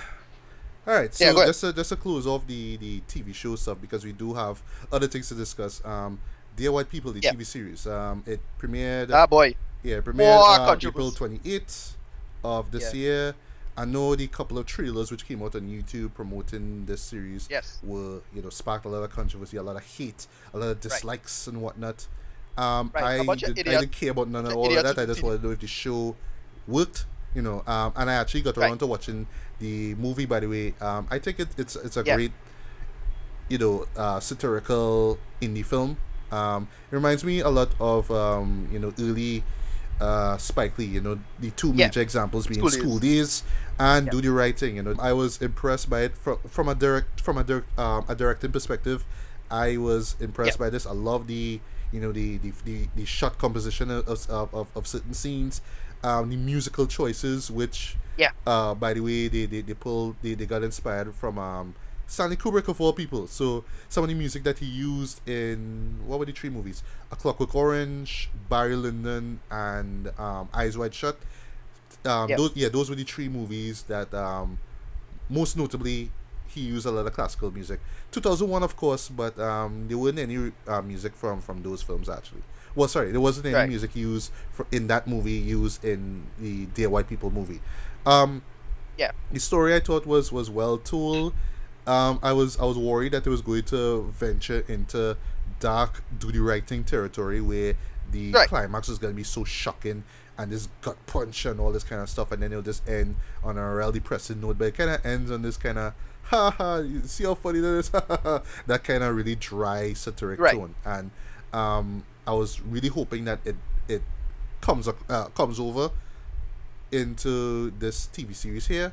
But yeah, Ricardo, you just want to fill us in just briefly on what the series is about? I just want to talk about the movie. The series kind of overlaps. It does, because the same characters, but pretty much the same story. Yeah, but the timeline is pretty a little much. different. And most of the actors, you only change off two actors actually, from what I understand so far. I was a big fan of the movie. Big fan. Tessa Thompson's character was great. Oh, yeah. Her characters, and what they did with it was a nice little twist and spin out. The new person who's playing her character, Logan Browning, Samantha, Logan Browning. Logan Browning is Trini, by the way. From what I understand. No. Actually, you're wrong there, sir. The character of Kelsey, the character of Kelsey, who is played by Nia Juvia. She is Trini. She has Trini heritage. Oh, she's the Trini one. All right, okay. I got that confused. I knew one of them was Trini. At first when I heard it, I was thinking Logan, but actually no, it's Nia. I wish it was Logan. Okay. That would be clever. Like, you know, your main character, your lead actress being of Trini. That would be like a big deal, you know. But anyway. Right, and they only changed. Well, they changed her, and then they changed the guy who plays. This is everybody hates Chris. Lionel. Yeah. I thought that Tyler Williams was great as Lionel. At first, the guy who plays him, Deron Horton is his name. At first, I was like, okay, he's just playing this sheepish introvert guy, a little too much, a little inactive, a little kind of like, you know, just not doing much. But then his character grew a lot more. I really loved his character act in this series. So his character started to grow me a lot more. But Tyler just really won me over in the movie, and not just because of the the biggest afro he had, but continue. But they do a lot of like basically the modern issues with race in 2012. Well, it was 2014 at the time. Race and identity, really. Right. You know, in particular, how black are you? How white are you? That kind of thing. Right. And it'll be interesting to see. Now, here's the thing: the show, I'll argue, the show has some issues in terms of like translating to the modern political climate, but it still works for the most part. The show itself was really clever. It did its material. It did its stuff in what Justin Simeon did in terms of telling the story about this character, what she's going through, you know, how she thinks about the world, why she's the way she is. They explain all that in the movie. A bunch of idiots, again, when the trailers came out, a bunch of idiots jumped on the trailer. None of these people clearly didn't see the movie if they reacted like that. And I'll shout out to Phil DeFranco, who cleared that up very, very well in his video addressing the issue. He himself watched the movie and said, yeah, you idiots are overreacting. And this is like really, that's kind of bad faith in general. Anyway, the series continues pretty much from the events of the movie. Yeah, well, pretty much from the climactic event that that kind of capped off the movie. Yeah. And they do a good job of just saying, okay, let's take these ideas and then flesh out the logic and the Yes. world building of how these people should go through and what they should deal with and what they have to deal with. Yeah. And that's what they do is they do this, like every episode they do a kind of focus on a character. Yes, which From I everybody. absolutely loved, by the way, because Love that. Totally love the that. movie with the time frame that it had only had so Right. much time to really introduce these characters and give us an idea of who they are as you know, as people. But Yeah. you know, because we needed like, you know, actual protagonists, they really focused more on Samantha White's character. And here Right. I was really glad that we got to see more characters and how they all, you know, fit within this whole story. So, for example, Samantha is the first character we see it in chapter 1. That's the title. So each episode has a chapter. Lionel gets his own. We see some backstory. In terms of Lionel, we see Troy, who was Samantha's ex-boyfriend, and now he's kind of this day pretty much going up for with his class president or something along that line. I'm not too sure, but yeah, he's that upper class black man that everybody kind of looking at, you know, want to be like him. You know, he's like one of the most popular guys. I'm glad that he got some backstory. Also, who else? Boy, Coco, who is one of my favorite characters from the original movie. But one thing that they changed here is that she doesn't do a vlog anymore. I was like, where's the whole vlogging aspect, you know? But it's not there anymore. Yeah. But you do get to see the history that she had with Samantha and how their relationship, how the friendship broke apart and why and all these different things. And and just the other characters as well too. Oh yes, I forgot to mention Samantha White's boyfriend also gets an episode of his own too. We get to understand, you know, where he relates into this whole situation, because yes, he is the white boyfriend of this seemingly black radical / militant female. Right. And you know, you get to understand how he feels being in the background and how people kind of teasing him because, oh, you're white, blah blah blah, and all that kind of thing. That was really nice. But yeah, continue. Right. Yeah, no. So what it does, it just fleshes out that working psychology, with basically what race relations is or could be, and it does that really, really well. In this series, they just flesh out everything very, very good. Exactly. Throughout the whole thing. Yeah. So what I like to sorry to cut you there. Samantha, What I like about the early episodes is how certain scenes you might see a character in the background, and then when they get their own episode, you see how their presence kind of relate to what happened in that particular scene. You know, so you see, you would see like a scene from one episode, you know, appear again in another episode, but then you'll see from another person's perspective and all that kind of thing. I thought that was really excellent within the first few episodes. They don't really do it that much in the second half, but in the first half, that was excellently done. Right. Yeah, go ahead. Yeah, okay. Well, I would just say, though, because I don't want to reveal too much about the story, I was thoroughly impressed by the acting. I thought that Logan Browning, you know, was great as Samantha White. You know, just her presence on screen, and not just talk about her looks, but you know, her acting, her dialogue, just the way how she brought across that character, I thought was excellent. I was really impressed by Coco's character. Antoinette Robinson is the actress who plays her. I was really impressed by her performance. Brandon I was P. actually Bell, I was quite surprised that so many people came back. Brandon just come P. back because, Bell, they obviously could get Tessa Thompson. She making Marvel money now. Yeah. Brandon P. Bell, who plays Troy, he returns. He's still a kind of douchey kind of, you know, character, but I like that you get some more backstory so you kind of understand, you know, his point of view and where he comes from. One thing that they changed though is that he doesn't have that white girlfriend anymore that he had in the original film, who was just doing all these kind of out of time and ebonics. I wish you could have saw her, but you know, she's not there, unfortunately. Who else? Like I said, the guy who plays Lionel Deron Horton. At first, I was like, I don't know, I just not feeling his performance that much because he was just so reserved. But the more he kind of opened up, the more you got to learn more about his character and why he is the way he is. That's when it started to make sense. And you know, what they do with him at the very end, at the final episode, I thought was excellent as well. I thought it worked. Yeah, that's quite clever actually. Yeah. I wish we could have gotten a little bit more background in terms of the Dean Fairbanks, Troy's father.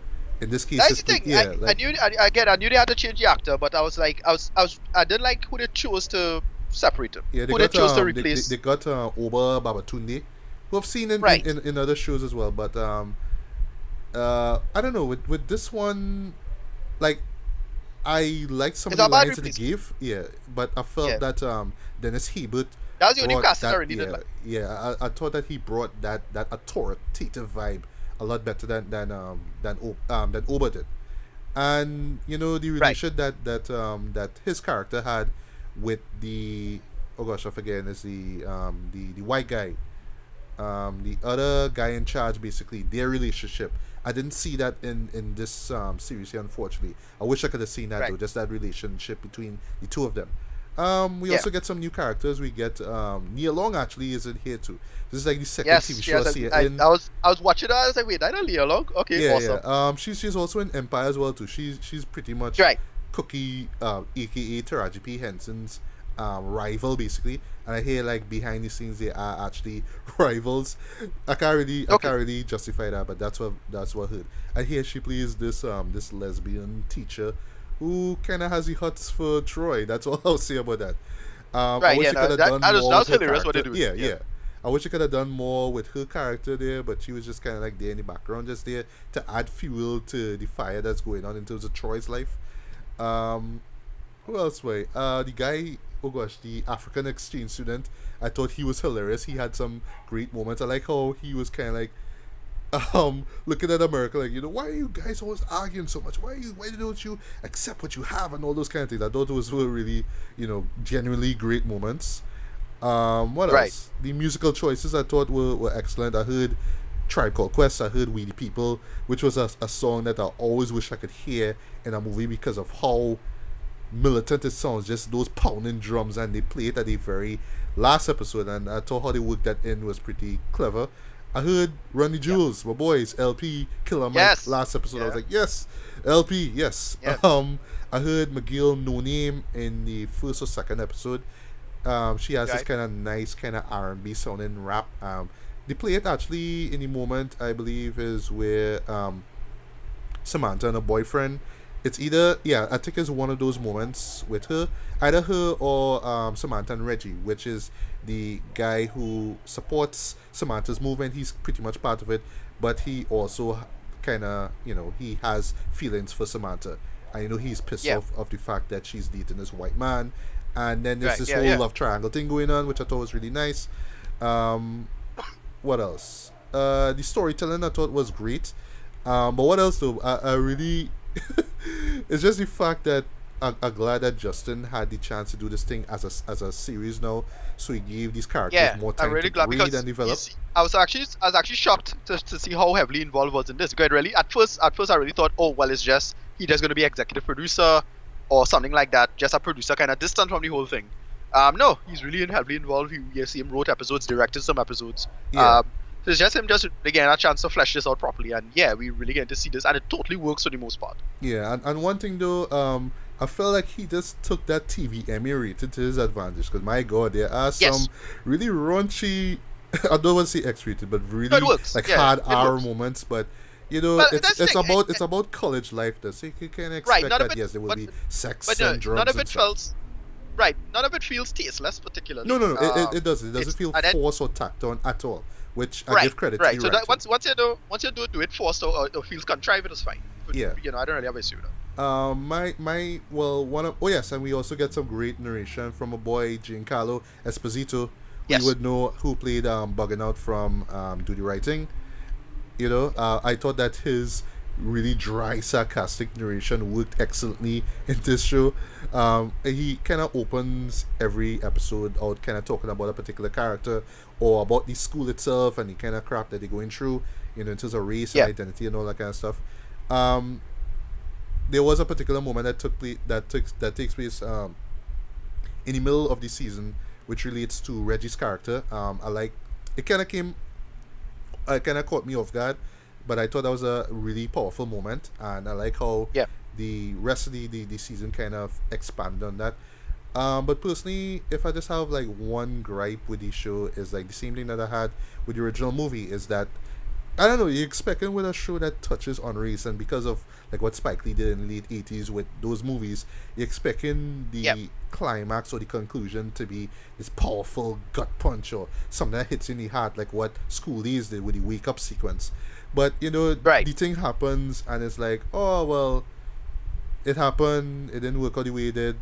Oh well, okay, moving on. That's how it feels. It didn't really feel like, wow, I'm really feeling it really resonates with me now, and now it's making me kind of think about how I see myself as a black person and all these things. This is just like an opportunity for a character to do something, to take a stand, to really make a statement, and it doesn't work out the way it does, and it's just like, oh well, it just didn't work out. Okay, blah, and But I guess maybe if I watch it over again, it might, or maybe if I really watch the show again and really kind of dig in deep, maybe that ending will work for. But for me, it just kind of end like, whatever. Yeah, I think that's one issue with Simeon, is that he doesn't really go past the kind of student filmy way about him.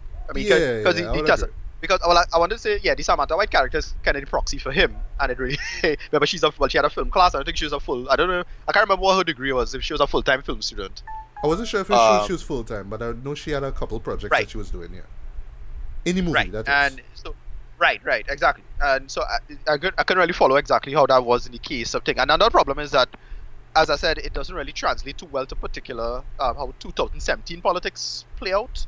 So the question is, does it translate very well to 2017? That's a question, again, post-Trump. Yeah, I agree. Because they don't really bring up Trump at all, so it kind of feels like... At all, right. Yeah, this is like and you get 2016. You get the feeling that they made this...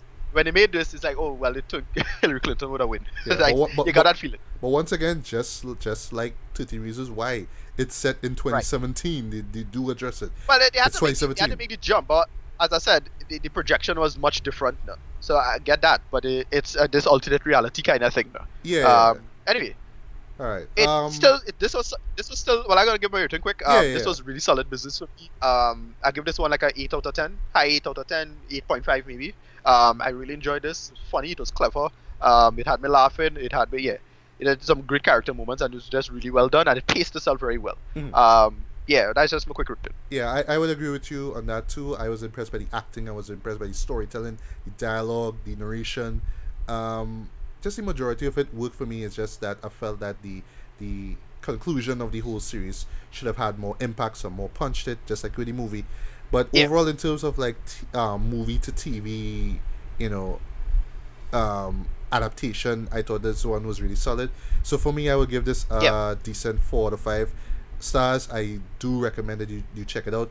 Don't go in expecting a lot of heavy-handedness about race and this is why black and white people can't correlate and socialize anymore. It's not like that. Exactly. It's just really showing how we are today and how deep-rooted racism and that kind of thing is, and how it does affect us in our social lives and stuff. It does the inner working psychology stuff really, really well. You get great character moments from that. That's why I thoroughly enjoyed this one. And also, it just in closing kind of shows like how in today's time, because of Trayvon Martin and all that kind of stuff, it's easy for it's easy for Afro Americans to be all mad and militant. And yes, it's the white people, and I don't trust white people and that kind of thing. But it's that never solves anything. It never does. I mean, it's fine to protest and complain and talk and address certain issues, but really hating on another race because of what some stupid people do is never the best way to solve anything. And that's what I love. That's what I loved about the movie, how they address that, and same thing about this series here. So yeah, this is one that you're gonna enjoy. I mean, it both cerebrally and emotionally as well too. I felt that it works, and you do get some great genuine laughs out of it. It's really smart, it's really clever, really funny as well. But it has a point to make, and it's just a matter of you just stayed focused and really figured it out for yourself. So yeah, solid 4 out of 5 stars. Oh, sorry, decent 4 out of 5 stars. Sorry, we'll check it out. Right. So now we're going to get into movies. So movies that we missed now. There's a bunch of movies that should have come down and didn't come down, and we got a chance to see. But stuff like Lost City as finally came down, from what I understand. So I'm gonna try to make the effort to get to see that, maybe. Right. A bunch of other shows, a bunch of other stuff that I just missed and I wanted to see. They just slip in my mind. I hate when I actually have to write down stuff on a list. Just tell you how many stuff coming out, and it obscure enough to pass my radar. But yeah, Colossal is one, and we're gonna talk about that now. Yeah. Alright, so Colossal is let's jump into Colossal. Yeah, pretty much is a mixture of sci-fi and black comedy. It's directed by Nacho Vigalondo, a name that I have never heard of. Honestly, he's a strange filmmaker, but it's Mexican, I think. It was Spanish. Spanish. Okay. Yeah. So I've never seen his work actually. I heard that he did one of the segments of this popular horror anthology film series VHS, which I haven't seen yet. Soon. Right. But yeah, with this one, basically, it's this kind of weird mixture of, like I said, black comedy and sci-fi. So it centers on the character of Gloria, played by Anne Hathaway, who, just looks gorgeous in every scene she's in. Just saying. Yeah, and she is this unemployed writer. She's dealing with alcoholism, and in an early scene we see Dan Stevens, probably like for the third time this year, who plays her boyfriend actually. Just kind of coming out and saying, just really fell up with your shit. Go on, sort your life out. So she goes back to her childhood town. She runs into an old friend of hers named Oscar, who's played by Jesus Sudeikis. And so he kind of gives her a job at this bar that he works at. And she kind of mingles with the people who work there, and she's still kind of sorting herself out, trying to get her own place. And of course, even the whole alcoholism stuff. So while all this is going on, halfway across the world in South Korea, there is this big gigantic kaiju that's just going around, just destroying stuff and killing people in the process. And she's kind of oblivious to that until one day when she kind of sees this news report, this live footage of this monster just roaming through the streets and stuff. And eventually she kind of realizes. She kind of realizes that the monster.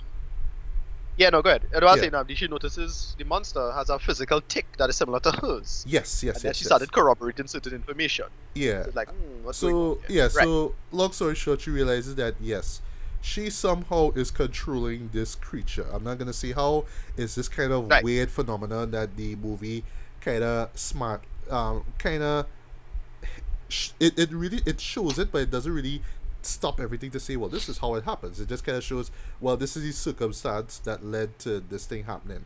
So it's her kind of dealing with the fact that she's controlling this monster, and at the same time it kind of relates to her dealing with her alcoholism. Then at the same time it kind of goes into the film goes into some really dark territory where we realize that Oscar is not this really nice guy that we kind of thought he was. He's kind of a dick, and a psychotic one at that, and well, we could just jump into the review here one time. So Ricardo, what were your thoughts on this show? I like this film, but I really wanted to love this film.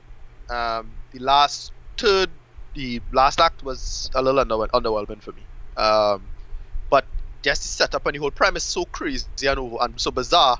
It really, really worked in that sense, but it didn't have a good enough payoff. And then when they explained the kind of working causal mechanism of what's going on, I didn't really care for that. That was just kind of, I don't know, just really poorly thought out, and didn't really have a particularly good payoff in my opinion.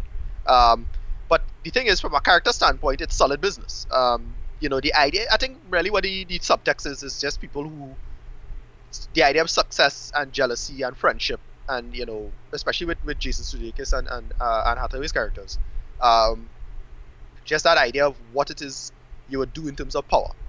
If you had the chance to do this, how you would vent your destructive attitudes are just kind of seeded and lined up now. And that's how the movie just played itself out. But the problem is that it didn't really have a particularly good payoff in my opinion. I thought the ending would have been more clever. I thought they would have done something more interesting with it, and they didn't really do that. Still good. Still had fun. It's still a good character piece, especially Anne Hathaway's characters. But I just couldn't get into it because of that ending. The ending was kind of weak. When they explain how they're doing what they're doing and why they're connected, it was just like, oh, that's it. And, oh, well, Jason Sudeikis' character dies what he is. All right, that's it. Didn't really care for that. Yeah. But overall, I enjoyed this movie. I had fun, especially when she had to kind of piece together what was going on. That stuff was solid for me, and I really enjoyed it. It's so funny, and it's a nice little deconstruction of both the whole, you know, of a lot of these movies of the characters being depressed and going back to town, and then the kaiju concept. So to see that little nice synthesis work on, but it because as a overall story, this didn't really gel together. But it was nice to see two deconstructions happening at the same time, and it's just a shame that you couldn't stick the landing with the narrative. But overall, I enjoyed this movie. I liked it, but I didn't want to. I can't say I love it, and I really wanted to love it. Anyway, I just put 2 cents on that. We could just talk about. I mean, we could probably get into slight spoiler territory, but this is something that people are kind of going. This is one of those movies you are kind of going blind for you to enjoy more. Yeah, I would totally agree. And I think I kind of angry that I knew what it was about going in, so it's like, okay, I should have enjoyed more if I didn't know what was going on. Well, for me, I didn't know much except from what I saw in the poster, which is a really cool poster, by the way, of Anne Hathaway scratching her head and the kaiju doing the same thing. I thought that was really clever. So I kind of went in kind of blank. I didn't want to know much about it because I didn't want to spoil my enjoyment of the film.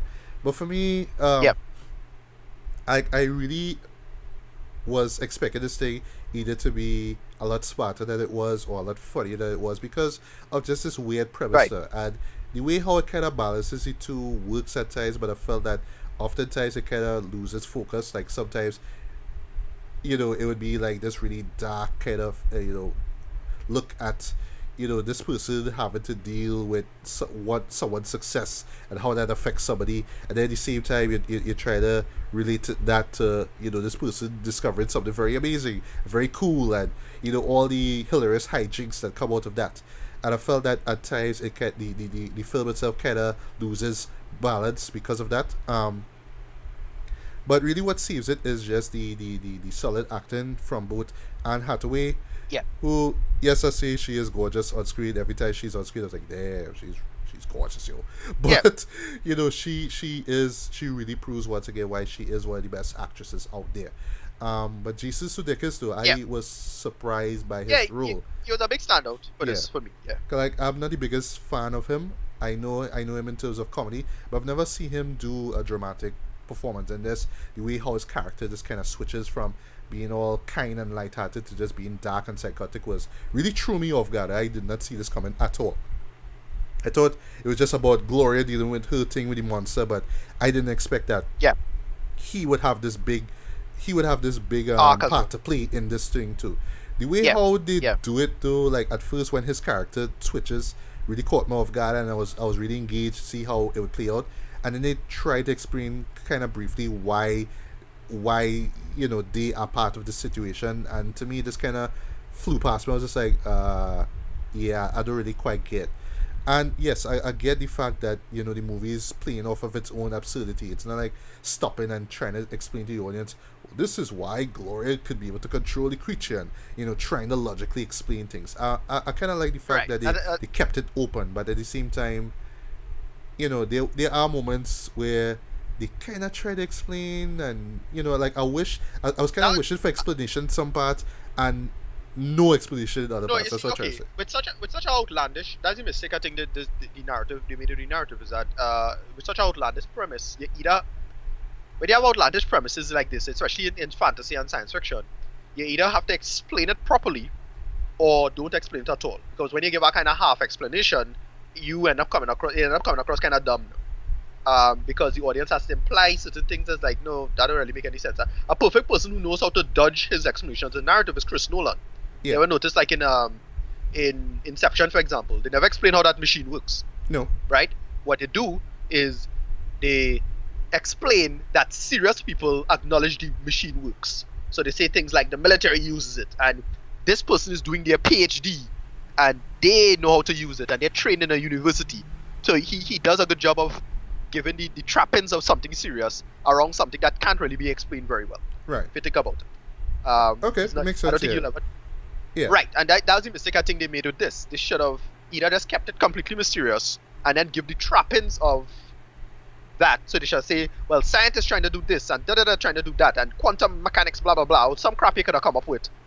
But they decided to just make it what they do explain it, and it's kind of dumb. Sorry, that just didn't work. It is. So that's kind of. Well, that's the next thing too, because of the style of it, this whole absurdist kind of thing. But then you're trying to be serious with the whole thing with Gloria's story. Right, that was the problem. I think that was a mistake. Yeah, like if they played it absurdist, I would just be like, oh, well, okay, well, it's not meant to be taken seriously, but because they're trying to balance this seriousness with the kind of weird humor, I can't help but really and they should have kept it about the character emotion stuff entirely. Like, don't even try to explain how this happened. Yeah. Don't try. That didn't work. It didn't even it didn't connect to anything because it was working on its own by itself. Just leave it as this is just a tool for characters. Whatever. Right. And another thing too. That really pulled it down for me. Yeah, and another thing too, because of this tone, between absurdist comedy and kind of serious drama, pretty much.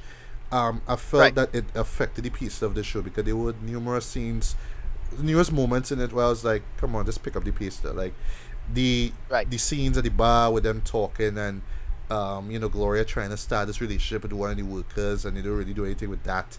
I just felt those moments just kind of dragged the story along. Like I really wanted to understand her relationship with the kaiju. I just felt that they would just spend so much of time trying to develop their her relationship with Oscar and the other guys at the bar. I find they spend too much time there. Like I get they're trying to really establish her dealing with her alcoholism and just even the fact that she working in a bar makes it all the more ironic, but still but still it's just those moments just felt like they were just really slowing the story down too much. Like I'm not saying that the show should just be like a full tilt kaiju movie, but still the audience coming wanted to understand what Anne Hathaway has to do with this monster, and then you're having these moments at the bar just kind of stopping the whole film, just to establish character and mood and tone. But I just felt like it just really dragged the film down way too much for me. I was bored at some of those moments, to be honest. I just wish that it picked the pace up. I wish that it could have gotten to the real meat and bones of the story instead of, this is what we do on a Saturday night after work, blah, blah, blah. Who cares? Yeah. But overall, I can't really say that I hate the show. The acting really stood out. The kaiju thing worked for the most part. I just wish that the film itself really should have made up its mind what it was trying to be.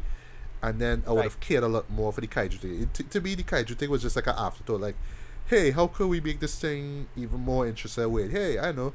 Remember that movie Pacific Rim and, those creatures thing? Let's just have one of those be, the crux of the show, But, but I can't really say that I hated the show at all. I did enjoy it for the most part, but I just really wanted more out of it personally.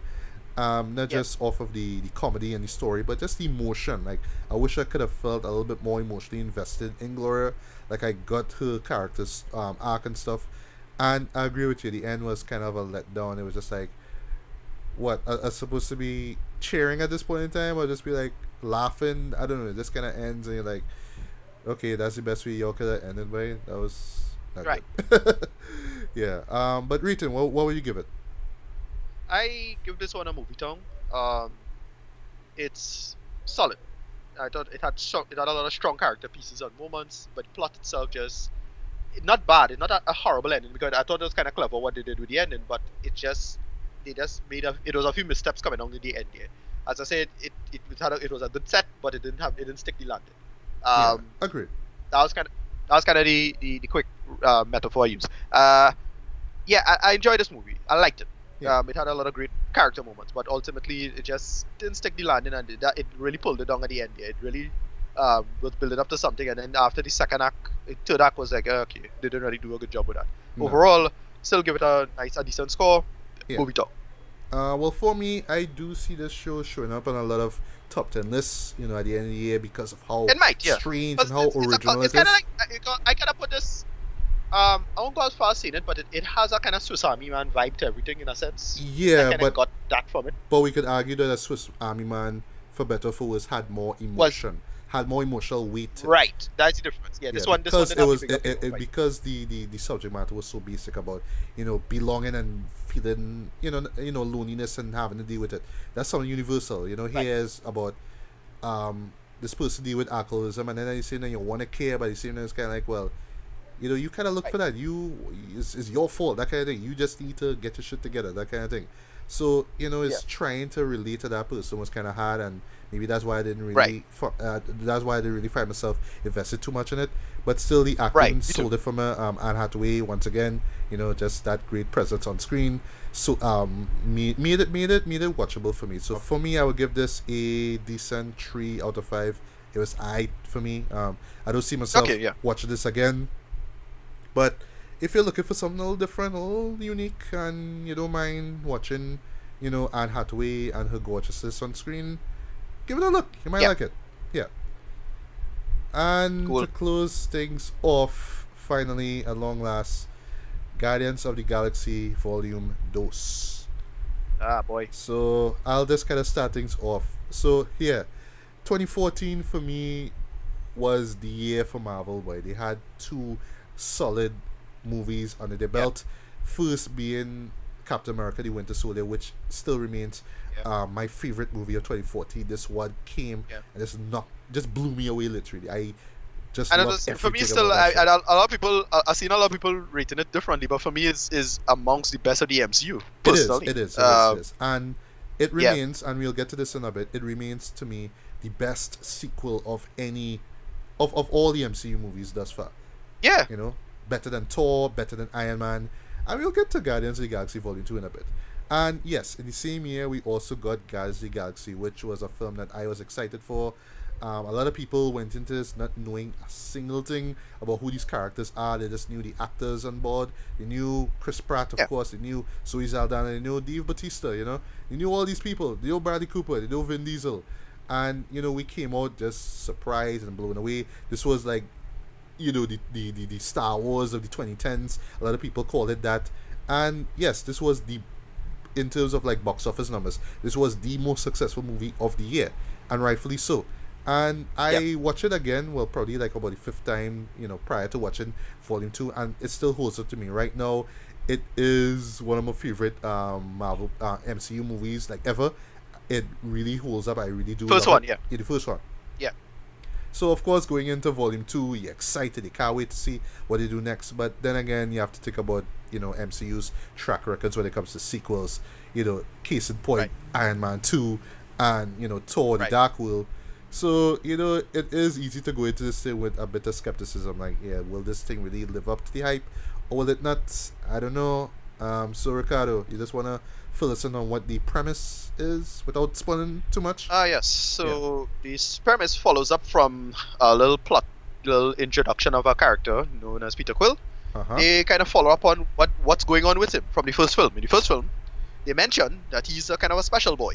Yeah. And they basically explain why. And they explain why and what's going on there. Basically, that's the whole plot. The whole plot is to explain why Peter Quill is so special. Yeah. And they explain they don't do any major like overall MCU stuff. In fact, this movie is surprisingly isolated from the rest of the MCU. Because they don't really bring in Infinity Gem. They barely mention Xandar in this one. They barely mention Thanos at all. They barely mention Thanos. You don't even see Thanos in this movie at all. No, we don't see him at all. But in fact, the only mention of him is something that I thought they could have probably cut out. It was largely unnecessary to the main plot. It is thematically very strong, but I thought it didn't tie together very well. Yeah, but we forgot to mention to the rest of the Guardians, they are given their own. Well, they're given their own kind of little mini adventure, so to speak. So we have we have Rocket Raccoon, once again played by Bradley Cooper. Baby Groot. Yep. Well, Groot, now called Baby Groot, played by Vin Diesel once again. And another character from the first film by the name of Yondu, played by Michael Rooker. They have their own little separate adventure. Gamora, once again played by Zoe Saldana, has her own little side story in terms of her sister. Nebula, played by Karen Gillan. Dave Bautista, who plays Drax the Destroyer, he has a particular little story with a new character named Mantis. What's the actress's name? Pom Clementif, I believe that's how you pronounce her name. So it's just like, basically for me, this movie kind of reminds me a lot of Empire Strikes Back, not just because of the bigger and bolder storytelling, but because of how our favorite heroes are kind of separated, so they have their own little different adventure going on, and they all meet up together in the end. And not just that, but also slight little spoiler, even though you saw it in the trailers, we have the aspect of one of our protagonists, the reveal of his father, who is played by Kurt Russell. There's something very important with him, and of course we have some other characters. One of them being Aisha, who is leader of this race of aliens, these ghoul skinned aliens called the Sovereign, who pretty much hire the Guardians to do a job, and then one of the characters do some bad, and then it's just pretty much them kind of chasing them through in this kind of Firefly kind of aspect, kind of chasing them all through the galaxy. So it's all these different things in this one movie. This movie, as I said, it kind of suffers from sequelitis. Yes, it does. Oh my god, it does. Yeah, I didn't hate it, but here's the thing. To me, here's how I kind of demarcate good movies from great movies. A good movie has good theme and good narrative. A great movie has good theme and narrative intertwined with each other seamlessly, and that's what this movie didn't really do so well. Everything felt somewhat disjointed and a bit it lacked focus, in my opinion. So the theme is strong. Yeah, it is. The whole theme is about fatherhood and family, and the narrative itself was okay. Well, it was like a kind of classic. Well, the kind of running talking point for this point is that it's a kind of typical Star Trek episode, like a TOS Star Trek episode. Mm-hmm. That's kind of the working talking point I noticed, and I kind of noticed that as well. Is that alright? That kind of interesting, but it wasn't that cool when they reveal like what the quote unquote villain was up to, blah blah blah. Yeah. Right. And it had a kind of typical Star Trek kind of vibe to it. And that I thought they would have done something more interesting there. Didn't really do that. It was kind of not that interesting. Or at least I should say the concept could have been interesting if they fleshed it out a little better. Right? They just explain it, and it was just a big info dump, and I couldn't really attach myself to that. And because so much of the side characters' narrative didn't really wrap up particularly well. In fact, I'll go as far as saying one of the side stories could have been cut from the narrative entirely. I didn't really feel, this story as well. It just didn't flow as well. So the first movie had a couple problems with that plot thing, because it was just this villain, and he just had a MacGuffin, and he's gonna do this, and the Guardians have to stop him. Straightforward, but it flowed better. This one didn't really flow better. It just was a little meandering, and it again suffered from sequelitis. But the good in it is really good in this movie. Visuals, amazing. Sound and the music, great. The humor, great. Kind of amazing, actually. It's much better than the first film. And then the action was okay, but all the action kind of stopped the movie. And again, that seemed not really addressing the main plot very well. It just seemed to be a set piece and then move on. So it was just to serve for jokes. Yeah. But this one, because I think it didn't really serve the main narrative particularly well and didn't tie together as good as the first film, I didn't like this one anyway as much as the first film. Anyway, go ahead. Yeah. You could. All right. Well, that's kind of a quick initial point. Okay. Well, I agree with you for the most part, though. Visually, this movie is wow. Okay. Yeah. So what I loved about the first movie was just how visually spectacular and gorgeous it looked, and at first I actually would put this as the first movie, of course, being probably the best in terms of visuals of all the MCU movies. This one right here, Volume 2, trumps the first movie by far. Like, a huge majority of the shots in here look so gorgeous, so beautiful. Beautiful. And just because of the bright colors, the kind of psychedelic vibe of it, it's just visual eye candy. And like, I made this joke after watching this show. Like, I imagine, like, in the next 5-10 years, they will have this somebody will put out an article about best movies to watch while high, and they would put this movie, Volume 2 on this list. Because my God, I can just imagine people in the next 5-10 years just taking like hallucinogens or smoking weed and just getting high to this show. And I'll get to the whole drug thing in a bit, right? So, from a visual standpoint, this movie is gorgeous. It's probably the most gorgeous MCU movie I have ever seen. And I can't wait to hear, okay, for best visual effects, you're going to nominate this show. Like, I'm rooting for this show to be nominated for best visual effects for next year Academy Awards or some other awards or whatever, right? Yeah, it might get best cinematography, maybe. Yeah. I was thinking the same thing too. Yeah. Story-wise, I really do like the fact that they went out of their way to be, a lot grander, a lot bigger, a lot bolder. Because a sequel, though, you expect that, especially when it comes to sci-fi. You've seen this historically, with a lot of sci-fi franchises. The catch is always to be bigger and better than before. Yes, it is bigger. The stakes are a little bit higher, you could say. But I really did feel the scale, of how big the sequel is. But after I agree with you, it does suffer from sequel itis. It's this Yeah, thing about just being bigger and bigger. And everything just had to be big, and everybody just yeah, have to get the time to shine. Everybody have to have a yeah. moment, I you think know. that's the thing with Gunn. So Gunn, because he loves his characters, he ended up choosing character over plot in this. You could tell. Yes. And from his standpoint, it felt like a kind of opportunity cost. He was like, all right, well, I could either have this scene and have this whole scene fleshing out this character, or cut it and make the story work better. And Yeah. he didn't seem to care. He's like, all Yeah. right, no, make the characters work more than this. As I Exactly. say, there's stuff that I personally would have cut, but I suppose if I was in his place, I'd probably do the same things. I don't know. Yeah, like I like the fact, and once again, well, yeah, this is really going to audiences' expectations. They want more of the good stuff that they got with the first movie, right? So yes, you get to see more Groot. In this case, he's a baby. He's a baby now. So I do a lot of moments where some of the female patrons who were with me were like going, oh, every time he's on screen, he has these really funny moments as well. So yes, you get your Groot, you get your Rocket, you get your Drax, who, by the way, for me, stole the show. I did not expect Dave Bautista to have that much comedic range. I thought he was the No, funniest no, thing in yeah, that whole show. the Yeah, humor in this was amazing. In fact, it was like Drax is my favorite. He was my favorite in the first film. He's so funny in this and so goddamn savage. exactly. Um, Just yeah, how but brutal he is with his opinions. Though. Like no, but you just it was you so just good. watch him and be like, yeah, It you're was ugly, ha ha ha. I laugh at you. no, but it was so good. His comedic timing was so good that even the stuff that I saw in the trailer, you watch it over in the full context of the scene, it's still really funny. Like that whole thing with the emotions and involving Yeah, Mantis with Gamora and Mantis reading Quill. emotions, it's like, ha ha Right. ha. That was, He read yeah, your and how deepest, they darkest secrets, ha ha the ha ha whole ha. the whole sequence was still really funny.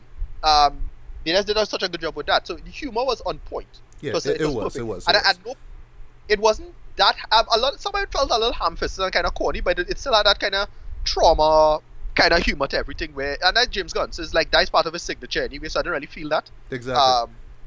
Yeah. But I didn't mind, so it was fine. Right.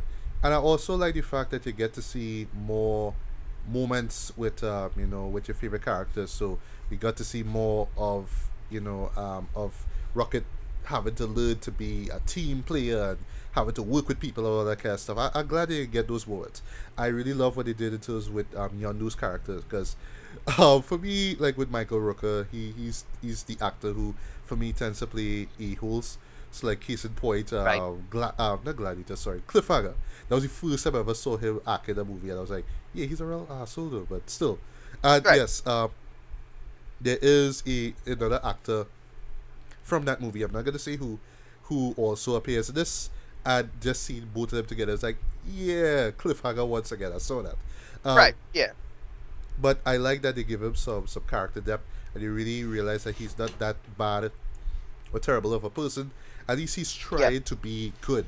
I like how they did that, and the way how his Yeah. No. character arc, That. especially how that Yeah. No. ended, was His so on point. arc served. Yeah. His arc served of good purpose. I think in the movie.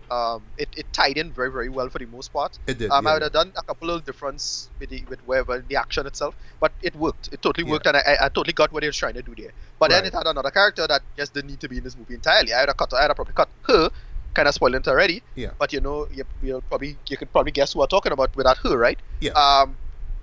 It didn't really like I get it. I get why they did it from a character standpoint, but it didn't gel to the main narrative very well, in my opinion. Well, for And it was me, just yeah, well, for me, it. unfortunately, what I would say is that they didn't do much with it.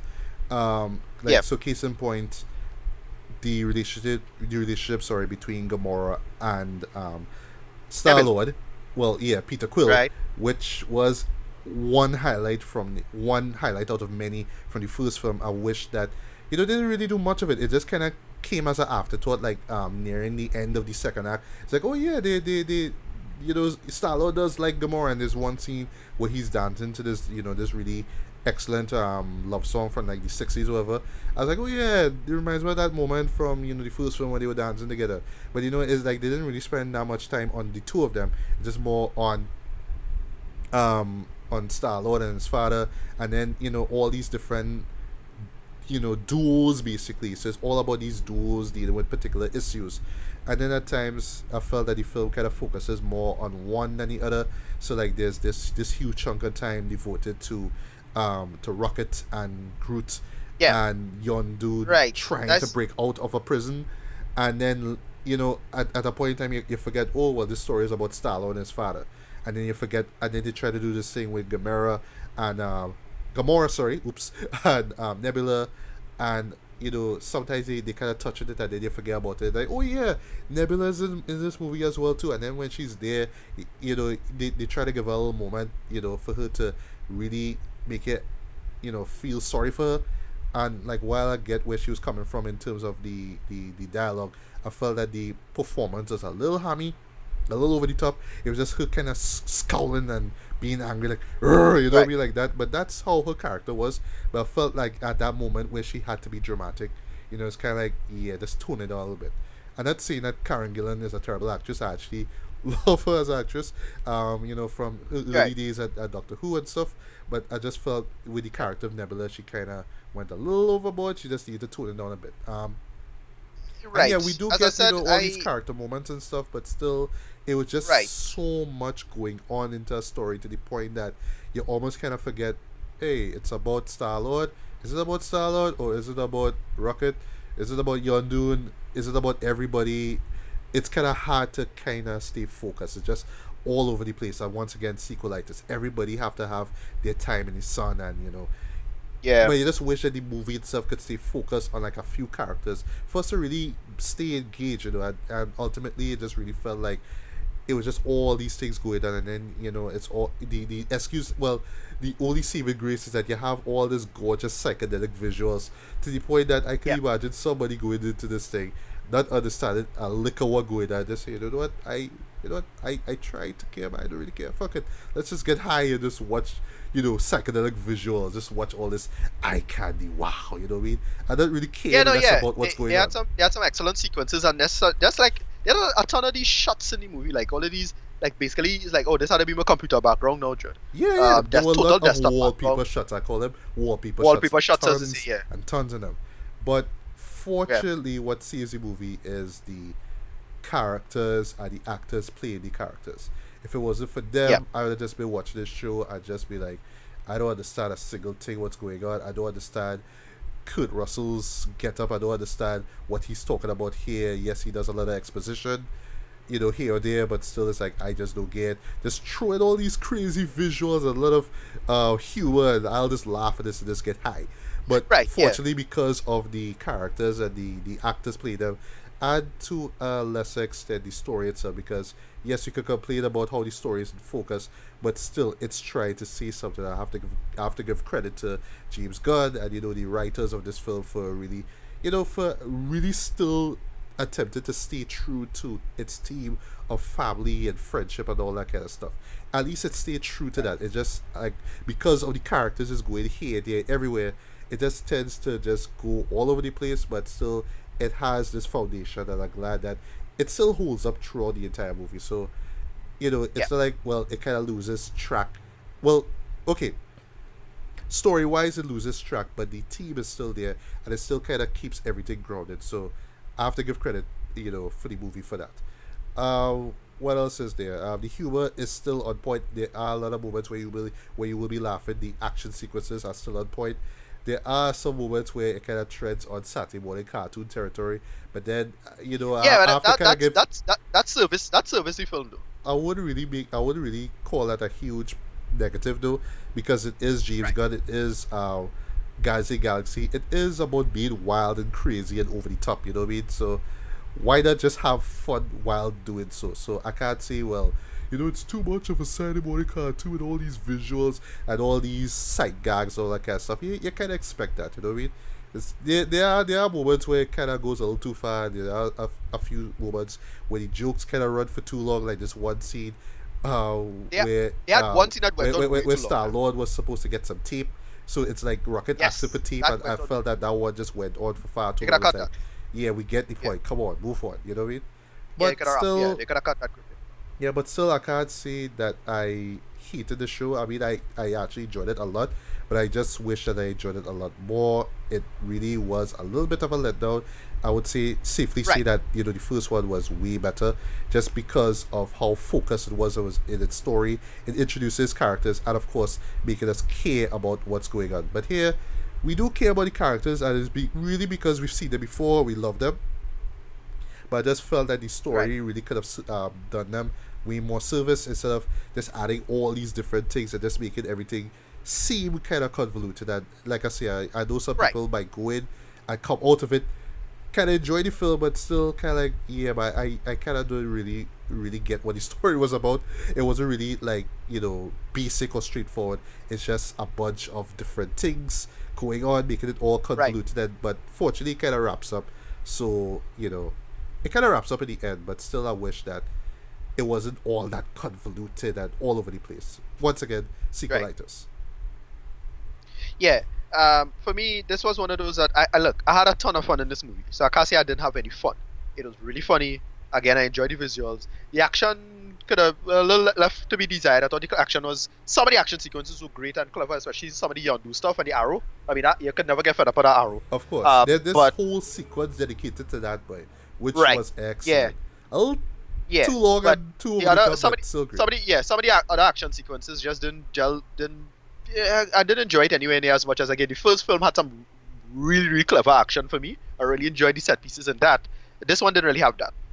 Overall, it had this one sequence at the end with with Star Wars, which was hilarious, and I really didn't see it coming. It was so funny. I wanted to have more of that, a little more of it, Yeah, involving a classic '80s video game character. yeah, um, yeah. that That's was really obvious. goddamn funny to me. Yeah, But overall, it just yeah, as I said, this one didn't gel together. It didn't come together the way it should have. yeah. I don't know with the comparison I have, but I think of it as probably like again typical sequel license, probably like the Raid and Raid 2. Like Ah, yes. it had bigger, But bigger it but not doesn't better. exactly better as such. Yeah. Right. Same as you. Um. Right. Yeah. And that's And that's also the I issue forgot for to me. Just mention the music. I mean, the hits are there, right. but I wouldn't say there Um. was like those particular songs like "Hooked on a Feeling" that Right. really stuck with you at the very after leaving the cinema. Like you heard a few Right. songs that are familiar, but there were a few that I honestly never heard of. But I was glad that I was introduced to them through this movie. So yes, I'm gonna be Right. checking out their stuff. But still, there wasn't like those 1 2 songs that were like earworms that just really stuck with me, like Right. how the first movie did basically. Right. No, for me, right. So for me, the music was good, but it again because I won't say the edit is bad. It's just more because the story don't flow together very well. You don't really enjoy how it paces the music together. So like, okay, in Guardians 1, to me that opening sequence with Star Lord like exploring this weird little cave with the music starting, that Yeah, was like next to me that was next to perfect and flawless. of Whereas the opening course. sequence with this, while clever and very funny, just I don't know. I don't know Yeah, if we just because we got used to what to expect. I don't know. yeah. But I think it the just issue didn't is flow together because as well. yeah, I think the issue is because the visuals, though, because the visuals are just all over the place. Though you can't help.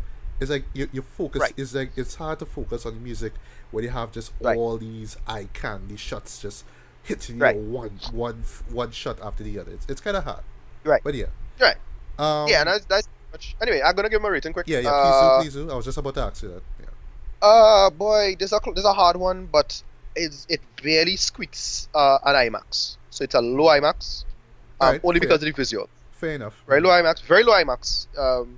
Only because of the visuals.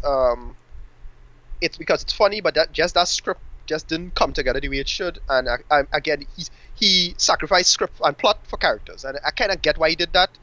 But and it have a lot of great emotional moments, but it just didn't stick to me because for me, theme and character moments need to bleed from the plot, not be subsidiary, and that was my problem. Yeah. The plot need to come first, and then you have to bleed, and then you let that come out from the plot. It need to be relevant and logical, and a lot of the stuff just didn't feel logical. It just kind of came out of nowhere for me. But yeah, still pretty good. It's actually not that high. It's actually pretty in the middle of the rung of MCU rankings overall. But yeah, I enjoyed it, but I was a little underwhelmed. Yeah. Well, I personally felt the same way too. I really wanted to enjoy it as much as I did the first film. I was just really expecting to enjoy it just as much, if not as if not more than the first one. But unfortunately, though, just once again because it was just trying to do so much in that story. Remind me a lot like how Matrix Reloaded and some of those other sequels are, where you want to be big, you want to be bold. I think I mentioned this before with another review. And then you want to bring in all these characters, and then they have their different stories and all these different things and all these different themes. Yeah. But then at the end of the day, it's kind of like, well, remember when the first movie was about this, and now all of a sudden it's about all these different things, and now we have cool people chasing these guys down, and no, but that's the thing, it does. I mean, some people have the idea because it does separate itself almost entirely from the rest of the MCU. There's no mention of Infinity Gems or anything like that. Which is great, actually. I'm glad that it could be a lot of people actually prefer that. A lot of people probably like the fact that it's its own thing now. It doesn't really have to connect to Infinity War. In fact, a lot of people kind of don't really care about Infinity War and the whole Thanos thing at this point, because he never really do anything, So I don't know. Yeah. I've encountered a good few people really defending this movie, saying it's much better than the first and four, but they give the reasons of just show what their biases are and what my biases are. My bias is towards narrative. Their bias is towards emotion and character, and so that's where. Mine is the narrative too as well. Right, exactly, and that's why I think this film doesn't really gel together for me personally. Yeah. Narrative needs to take precedent, not characters necessarily. But that's teacher's own in that sense, I suppose. Yeah. But that's why I don't really fight. I'm not really fighting you down or good. It is not a hill I'm willing to die on. I'll just that's just my opinion. About that. Cool, no problem. So that's about it. Yeah, but for me though, I still had a blast with this one. I do see myself watching this again. Maybe not a third time, but I do see myself watching this second time. Maybe one day I might, buy this thing on Blu-ray. I currently don't have the first one on Blu-ray. I want to, but I do see myself, buying this one when it does come out, because just off of the visuals alone. But still, for me, I would just give this a decent 4 to 5 stars. I do recommend that you check it out as soon as. But just don't go in expecting this thing to be, infinitely better than the first movie. It's not. It's a nice continuation of the stuff that we love from the first movie, but I just wish that the story was a lot more focused. And okay, yes, you want to give a lot of screen time for our favorite characters and whatnot, and give them their own stories and make them care and whatnot. But still, you had to have just one. You had to have focus. You have to have something for us to really stay focused on, instead of like 5 different things we're supposed to try to keep up with.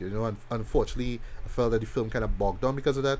But still, despite all that, it's the same good. Guys of the Galaxy goodness that we love from the first one. It's here again. So just for that reason alone, and of course, the gorgeous looking visuals. Go see this on big screen. Go check it out on IMAX if you get the chance. But just once again, don't go in expecting this thing to be any better than the first one. But I'll just say this inclusive though, in terms of like MCU sequels, I would say this is like the second best. The first one still is Winter Soldier.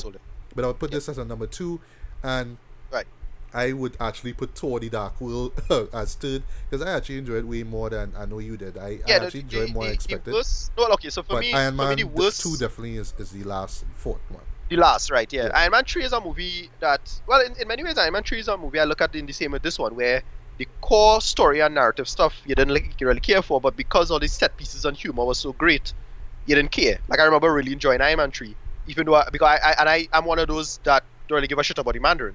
So it didn't matter. Whatever. Yeah. Right. So like we say in closing though, Guardians of the Galaxy Volume 2, not as great as the first one, but still definitely worth checking out on big screen. Yeah. Right. So with that being said, Ricardo, before we do that, we just have a couple hip hop things to talk about. So Future's video for Mask Off came out. Yes, it did. I saw it. I just want to mention that it's goddamn stupid. Whatever. I and then, shallow. What's going on with Joe Budden? What's going on with Joe Budden? Yeah, he's pretty goddamn angry, pissed off at Lil Yachty, I think. I was like, why? Because just look up Lil Yachty and Joe Budden. Right. Lil Yachty and Joe Budden has this hilarious and Joe Budden is coming across like a complete douchebag in these videos, Dread. It's so funny just to see him take that shit so seriously. It's a real weird generational gap, Dread. But it just look it up. I mean, Joe Budden just melted down, Dread. So funny, Dread. look, I know the man have his own personal demons to deal with. You know, he always addresses it in his albums, especially solo albums. But he just need to kind of stop taking shots at these youngsters. Like, yes, Lil Yachty and them, and Shine and Lil Uzi Vert and those folks, they popular right now. But dude, you are Joe Budden Dread. You are part of Slaughterhouse Dread. You are known for great lyricism. You don't have to care about Lil Yachty. Let Lil Yachty do his thing, Dread. You do your thing, but stop taking time from your busy schedule to go on Twitter or Imagine or whatever and complain about Lil Yachty this and Lil Uzi Vert that. Like, come on, you better than that, though. No, if you see his relation, this behavior, and I just look up the debate, you can find it. It's just them in a radio studio. I forget where it is, and it's a complete meltdown. And it's like in the same level. Maybe he was chasing down these kids.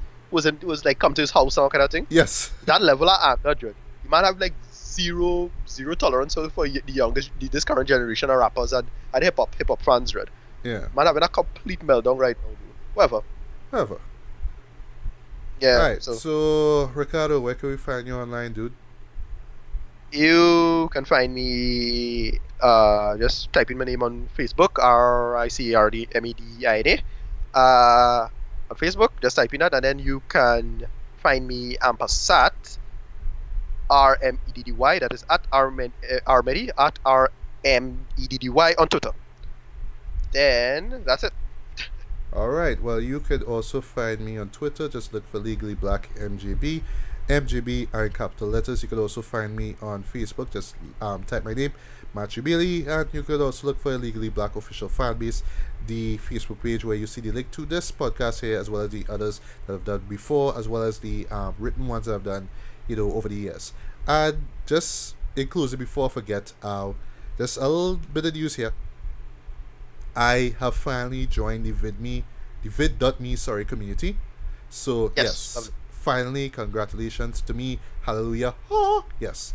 So SoundCloud, you won't see my stuff there now, unfortunately. There's a little shenanigans going on there. But basically all the stuff that I've done, all the podcasts in this series here, I have uploaded in video format to VidMe. So if you go to vid.me/legallyblack, you'll see all the podcasts that we've worked on over the past roughly 2 years. They're all in video format. It's not segmented or anything like that. It's just a full thing from start to end. So by all means, check it out. And don't forget to upvote and leave a comment or two. Let me know what you think about what we're doing here, man. As for the SoundCloud, I don't want to just like cancel it and abandon it. So I was thinking maybe one day if I do like one of those riff tracks, like Mystery Science Theater 3000 style, maybe I could just put a link there, for you guys to check out and download, maybe when the time comes. On the subject of time coming, stuff to look forward to. First of all, we have King Arthur. Guy Ritchie's return to film with that King Arthur film. Legend of the Sword.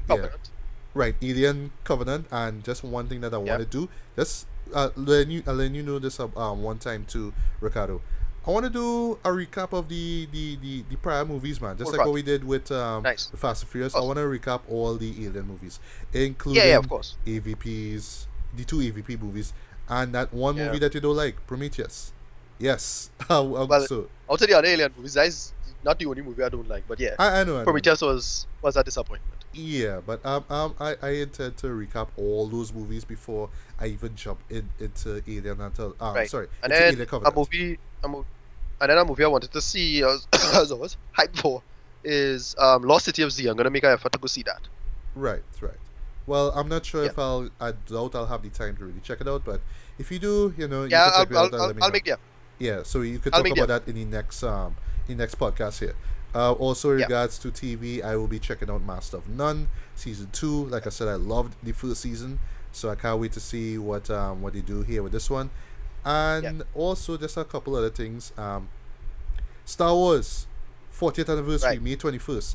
So yes, folks, we did do I think it was it was a 3.5 hour talk about the Star Wars franchise. That was with our special guest Claude Lilford.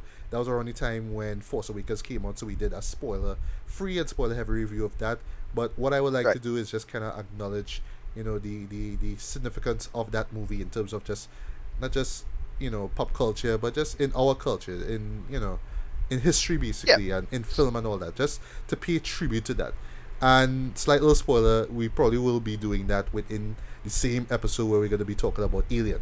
Because yes, Star Wars introduces new aspect of sci-fi and space opera, and then Alien come out with a new twist on it. Basically, it's like Star Wars was alright, it was cool, but check out Alien, check out why I had to offer, and look at the impact that Alien did. Basically, right. And then a couple other films as well. Wonder Woman coming at the end of the month, so we'll talk about that, of course. Yes. Pirates of the Caribbean, I'll make the effort to go see, which I am not excited for. I still haven't seen 4. I'll go watch that when I find the time. That was just what I was about to say. So Pirates 5 is coming out, so I will make the effort to rewatch the first 4 so we could talk about the first 4 movies and if they still hold up. I mean, I still love the first one. The first one's a classic, but how did the others look? The Baywatch movies coming out, which seems to be in the same vein as 21 Jump Street, 22 Jump Street films. See what they're doing with that.